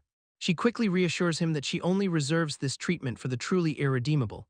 Derek takes it all in, realizing just how much power his new partner actually wields. The mental link breaks as Stella walks back into the room, snapping him back to reality. He asks how long he's been out while they were having their private chat. Since the two of them are finished talking, it is time to put the deal in writing. Stella presents the formal contract for him to sign and finalize the partnership.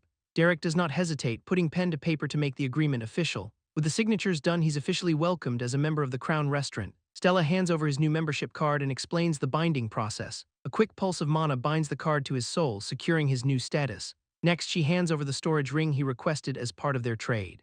It's packed with every professional kitchen tool a chef could need, completing the transaction. Stella reveals that Alana requested he be gifted a special communication crystal, as she truly enjoyed their talk and wants to chat again in the near future. He accepts the gift, and the crystal glows as they exchange their contact sigils. It currently only has her info, but he's free to add Thomas or anyone else later. With the business side settled, the group finally prepares to head back to the inn. Stella brings up the shadowing arrangement for her chefs before they part ways, expecting him to send Thomas, but he has a very different candidate in mind. He wants Sylvie the bunny to handle the training instead, which shocks Stella. 2 hours later, a dark and ominous energy is radiating through his room at the inn. Sylvie is waiting in the shadows, looking absolutely feral as he walks through the door. And she immediately launches a magic blast that nearly takes his head off. Derek barely manages to dodge the explosion and asks what the heck her problem is. This whole outburst is because he went to the restaurant without her, and he has to physically catch the little monster midair to stop the assault. The kid demands to know why she's trying to murder him in his sleep, just as the innkeeper storms in threatening to call the guards on them. But a heavy bag of gold thrown his way shuts the old man up instantly. Money talks, and suddenly the guy does not care if they tear the whole building down.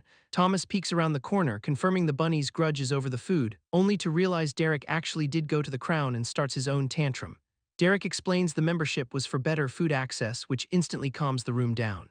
Sylvie and Thomas are completely blindsided by the news, especially the part about more meals, and he mentions that he actually picked up a special gift just for his little violent bunny. He teases her by saying he might give it to someone else since she tried to murder him, but eventually lets the face-stabbing attempt slide and tells her to hold out a paw.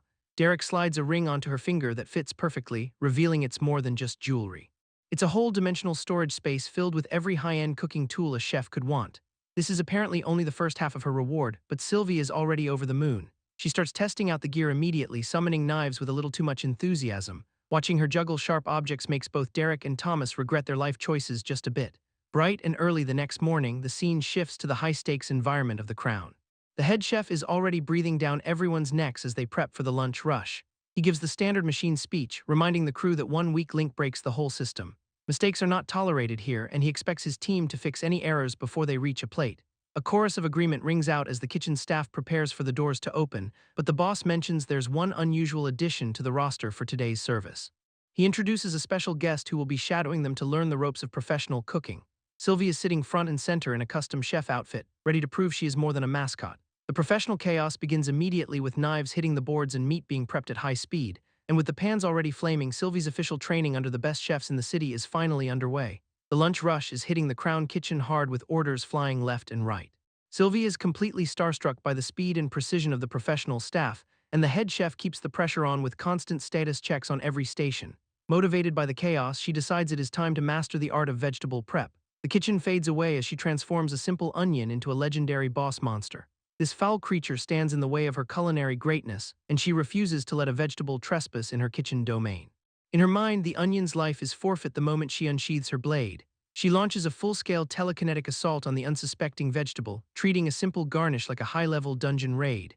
The intensity of her concentration is enough to rival a world-class warrior, but the real world does not quite match her epic mental battle. Instead of a perfect slice, her knife gets jammed halfway through the bulb.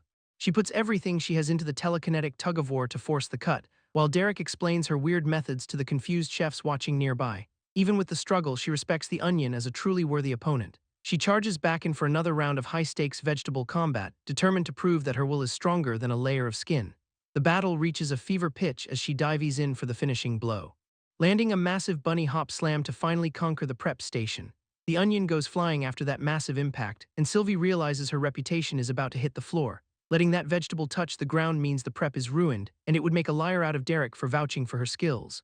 She refuses to rely on the 5-second rule to save this internship, launching herself across the kitchen with enough force to nearly level a chef. The poor guy does not even know what hit him as she streaks past, closing the gap while the onion is inches away from disaster. She manages to snatch it out of the air at the very last second, skidding across the floor with the prize safely in her possession.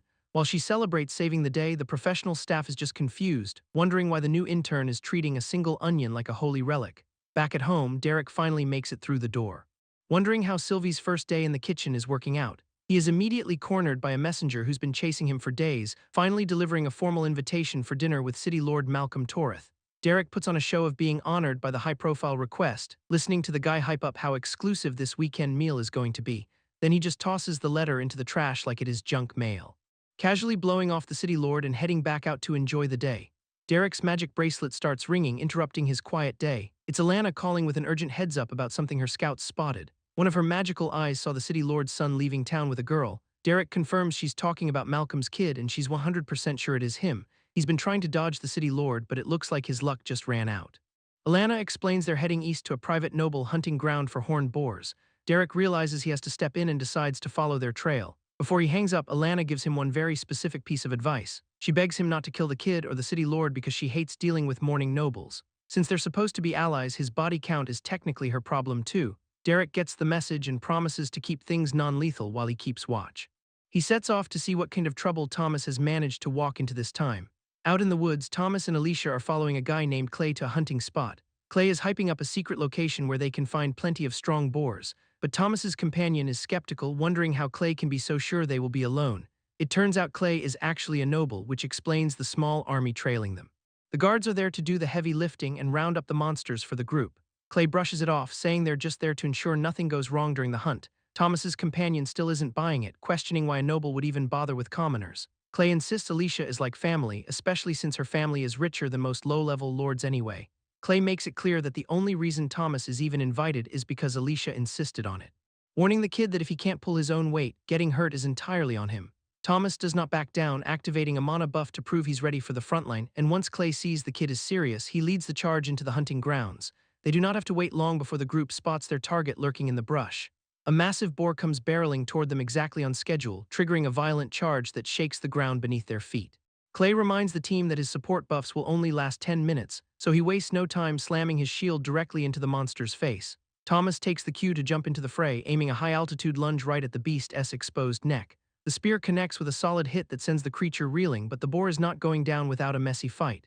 Clay keeps the aggro pinned on himself, taunting the beast to keep its eyes off the casters, and manages to brace for a heavy impact that leaves the monster wide open. Thomas seizes the moment, channeling everything into a massive overhead strike. A pillar of light erupts as the spear drives clean through the boar's skull, leaving Clay staring in disbelief at the sheer damage the kid just output. The noble admits he's impressed but demands to know where that weird skill came from, and Thomas just shrugs it off as a standard perk of his class. Clay keeps pushing for the rarity of Thomas's class, but his teammate steps in to tell him to back off.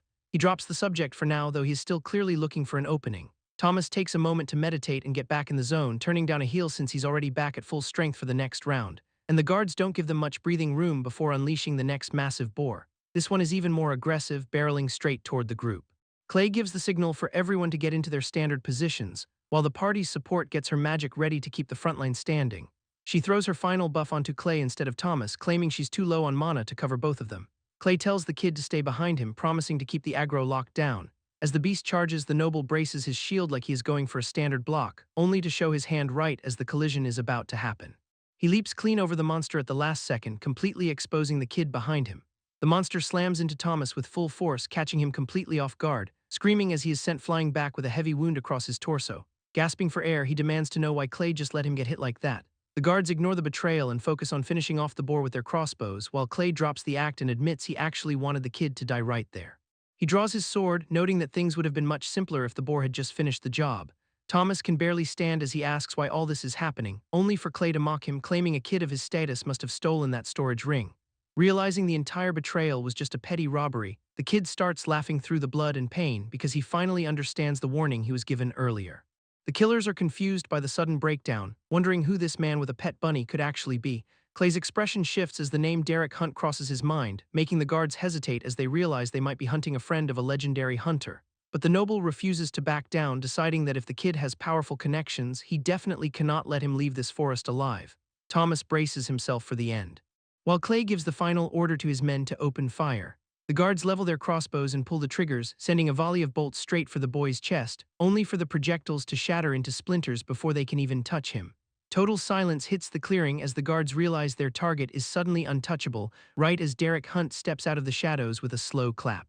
He commends the kid for holding his own, admitting he's been watching the whole show from the sidelines. The pro tells him to take a breather, stepping forward to handle the cleanup himself. Thomas admits he should have listened to the warning about the girl, and Derek agrees, blaming it on hormones while he starts the healing process on the kid's wounds. Clay is losing his mind in the background while Derek stays focused on the kid. Admitting he has never seen Thomas fight this well before and asking if he has been putting in extra work. Thomas reveals he has been burning through gold on private training rooms, but the pro does not mind the cost. This casual chat just makes the noble even more furious that he is being completely ignored, especially since Derek is busy praising the boy for using meditation instead of just rushing in. Seeing real potential in his student for the first time, he starts to think there might be hope for the future. And while the noble's face turns a shade of red that rivals Stella's hair, the conversation shifts to the loot, with Thomas revealing he managed to snag an entire level from the fight. Derek tells him to spend those points wisely, but the moment is cut short by another scream. Clay finally snaps, ordering his guards to move in and finish the job. The hunter is actually impressed the guy lasted this long before having a total meltdown. But the noble is officially done talking and orders his men to kill everyone in sight. The guards level their weapons once more, only for one of them to dash forward and scream for the others to hold their fire. This guard, Bradley, gets chewed out for the insubordination, but he insists his real job is keeping the young master alive. Derek steps in to address the man directly, asking why he thinks he can actually keep anyone safe now that a real hunter is involved. Bradley immediately drops the tough guy act and starts begging for mercy on behalf of the brat. But Derek is not in a forgiving mood, pointing out that Clay would have happily murdered any other commoner. And with no good answer for that, the guard can only watch as the pressure starts to climb. Derek finally explodes, screaming that their actions are absolutely inexcusable, and the crushing weight of his presence has the guards collapsing where they stand. Pointing out that even his pet could solo their entire unit in a heartbeat, so they should probably think twice about what he's capable of doing himself. Bradley continues to plead for their lives while the group prepares for the end, but Derek reveals he actually had a quick chat with Alana before heading out, and because she asked him not to kill anyone, the noble brat gets a pass. The guard tries to thank him, but Derek tells him to give that credit to the girl. Then he decides to mess with them, wondering if his promise actually covers the guards too, which makes the entire squad think they are about to be executed anyway. He laughs it off as a joke though, claiming he is in a great mood after watching Thomas fight. The guards do not wait for a second invitation and start scrambling to get away, sprinting toward the horizon as fast as their legs can possibly carry them. Bradley offers one final bow to acknowledge the mercy they were just shown. But Derek tells him to let the city lord know he'll be dropping by for a visit soon, and the guard can only tremble, knowing exactly what that means for his boss. As the group disappears, the life-threatening tension finally starts to fade away, allowing Derek to casually turn to Thomas and ask if he's ready to go grab some food. Back at the city manor, a frantic knocking echoes through the quiet halls, and Malcolm opens the door to find Bradley looking like he just escaped a nightmare. Bradley is barely holding it together as he reports a major incident to Captain Harrod, and while nobody was actually hurt, the news is heavy enough that the captain demands the full story. The moment Derek Hunt's name is mentioned, the gravity of the situation shifts completely. They head straight for the main hall to bring this information to the city lord, who actually remembers Bradley as the one he assigned to watch over his son. The guard is honored by the recognition, but he's still got a terrifying report to deliver. Malcolm doesn't have much patience for small talk and wants to know why they're interrupting him. It's the connection between the young master and Derek that finally piques his interest, especially when Bradley explains that Clay was trying to kill some random commoner boy. The Lord still does not see the problem until the real bomb gets dropped. Because that kid was not just some nobody, he's Derek Hunt's official disciple. That realization hits Malcolm like a freight train, suddenly making the situation a lot more dangerous. To make things even worse, Bradley reveals that the man is already on his way for a personal visit. Malcolm immediately snaps out of his shock and turns to his captain with a new set of orders, calling for every single guard in the city to return to the manor immediately. Because they need to be prepared for the absolute worst-case scenario. Meanwhile, Derek arrives at the gates and sees the massive security detail waiting for him. He decides to lean into his eccentric persona today instead of being the brooding monster everyone expects. The guards are surprisingly polite, having been told the Lord is already expecting his arrival, so he casually follows them inside, wondering why it took them this long to finally reach out. Derek strolls through the courtyard, surrounded by an overkill of security. The guards are already on edge, sensing his massive power level. They figure it would take 2 full companies just to slow him down. Instead of being serious, Derek starts screaming about a battalion of squirrels, and warns the twitchy soldiers that squirrels go straight for the nuts. He eventually reaches the inner sanctum, leaving the guards in total confusion. Inside, City Lord Malcolm is growing impatient, waiting for the legendary hunter.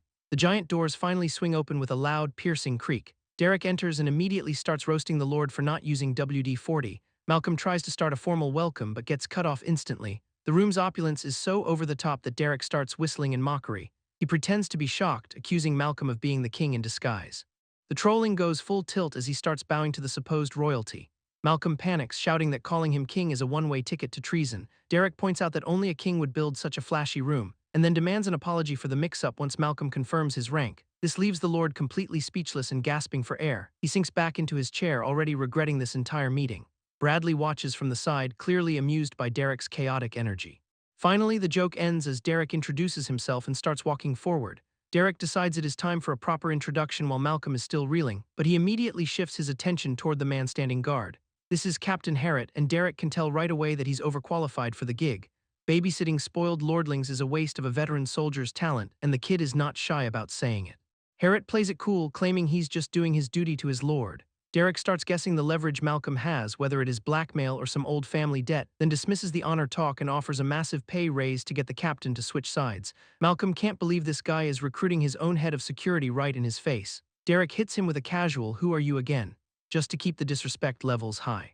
Harrot turns down the offer, making it clear that his loyalty is not for sale, and so Derek pivots back to the main reason for his visit before things get even messier.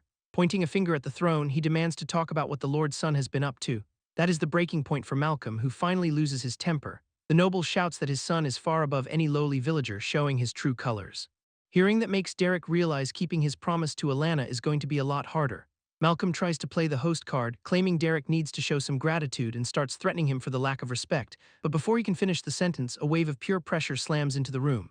Derek stands there radiating enough power to silence the entire hall, leaving the guards paralyzed and Malcolm shaking as the power dynamic finally flips for good. Derek steps forward, the physical weight of his power crushing the room, and makes it personal by calling those lowly villagers his friends. He tells the Lord that their lives are far more valuable than anything in this palace, claiming their worth is non-negotiable because he is the one who decided it. The real problem is that the Lord's son targeted his people, and he does not take that kindly, while he'd normally just kill everyone here and be the only survivor. Derek decides to give them a single chance to avoid his absolute wrath. Malcolm is so broken he can barely get the words out, stammering his compliance. The kid gives him a condescending pat on the cheek for finally showing some respect. He turns to leave the guards groveling but makes sure to leave a standing offer for Harrot. The pressure finally lifts, leaving everyone in the room gasping for air as he whistles his way out. Derek treats the whole life-or-death confrontation like a casual hangout that ended too early, leaving the Lord staring in stunned silence at the man who just dismantled his authority. 3 days later, the city is finally settling into a new rhythm under his influence. Life has been pretty perfect since that little chat with the city lord, and the scientists have finally developed a cup of coffee that actually meets his standards. Everything is falling into place, from the high-quality caffeine to the gold he is now collecting. Even Sylvie has found a place for herself, taking over the royal kitchens to hone her skills. She's showing off some insane speed that has the professional chefs questioning their entire careers, and Derek is already looking forward to the quality of their meals once they head back out. Thomas spent a day pouting after the big betrayal, but Derek is actually pretty proud of how he handled it. Instead of wallowing, the kid is using that pain as fuel, focusing entirely on his training to make sure it does not happen again. Watching him go to work on the practice yard shows he is serious, and a surprise letter from Mallory confirms things are just as busy back home. She's been keeping the village updated on Derek's progress while reporting that Reina has almost made a full recovery. Leon has really settled into his role as a leader. And the grandparents are already stressing about when Derek is finally coming back. Even Bart is still doing his thing, serving the same questionable beer to the locals. Mallory has been grinding too, becoming one of the most respected hunters in the region, even stepping in to save a neighboring village from a beast attack. The letter ends with a tease about Brandy's massive growth, hinting at a new power that Derek will have to witness for himself. Knowing the village is safe, it's finally time to pack up and head toward Savannah, though he's still weighing who from the city is going to join the party. 2 days later, Derek makes his way through the palace for one last meeting. The staff tries to keep up as he heads straight for the top floor, where Stella is waiting to see if that high-end coffee actually met his standards. Derek wraps up his stay by thanking Stella for the top-tier hospitality. And she invites him for one last walk before he officially heads out. He confirms the departure for Savannah is happening tomorrow, but she is more curious about Sylvie. Apparently, the little dragon was furious about leaving the palace's 5-star menu behind. He has already promised her a permanent personal chef once they find a place to settle, though he begs Stella not to inflate Sylvie's ego by praising her cooking too much. The casual vibe shifts when Stella mentions she has something important to discuss, explaining that she needs to leave the city anyway and was hoping to travel with him. Just as she's about to make the offer, Bronson's voice cuts through the air. The guard comes sprinting toward them with zero regard for royal etiquette, forcing Derek to stop and ask what could possibly be so urgent. Bronson barely gets the words out, shouting that Malcolm has made a move on the village. Everything stops the moment the threat to his home becomes real, as the reality of a full-scale mercenary raid starts to sink in. The village is currently a war zone, with hunters struggling to hold back the invaders. Amidst the chaos, a carriage is already being rushed out of the settlement, carrying out Malcolm's specific orders to bring him a high-value captive. It looks like the raid was a success, leaving the village in ruins while the target is hauled away. Bronson finally reaches them, gasping out an apology for being too late to stop it. Stella can tell Derek is way past the point of casual conversation now. Derek calls for Sylvie, catching the little rabbit right in the middle of a cooking session. The chef's hat comes off and the food is abandoned the second he delivers the command because they have people to kill and zero time to waste. They blast out of the building with enough force to level a wing of the castle. And Derek hits the ground running with his companion hitched to his shoulder. Sylvie starts tapping into her own power as they accelerate, turning into a purple blur as they streak across the landscape toward the raiders. Stella and the guards can only watch in silence as the duo disappears over the horizon. Somewhere on the road between the village and Torith, the mercenary carriage is making its slow escape. The guards are already arguing over the spoils, hoping the Lord will let them keep the mom's storage ring. Garrett shuts that idea down, knowing Malcolm is already going to be livid about how they handled the target.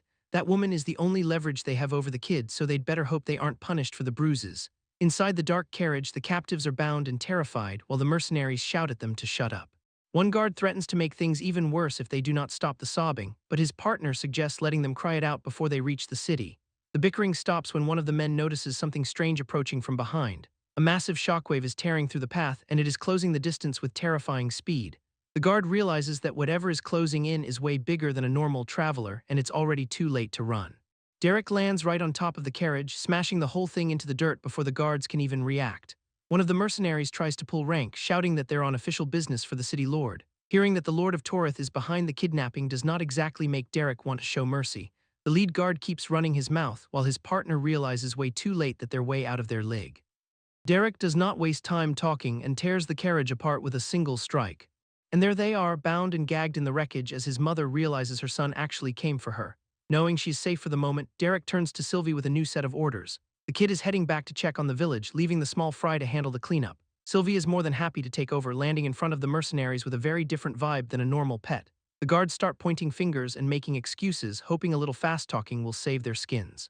One of them decides his best bet is to just book it, leaving his buddy behind to face the music, but Sylvie is not about to let a runner get away and launches a homing strike.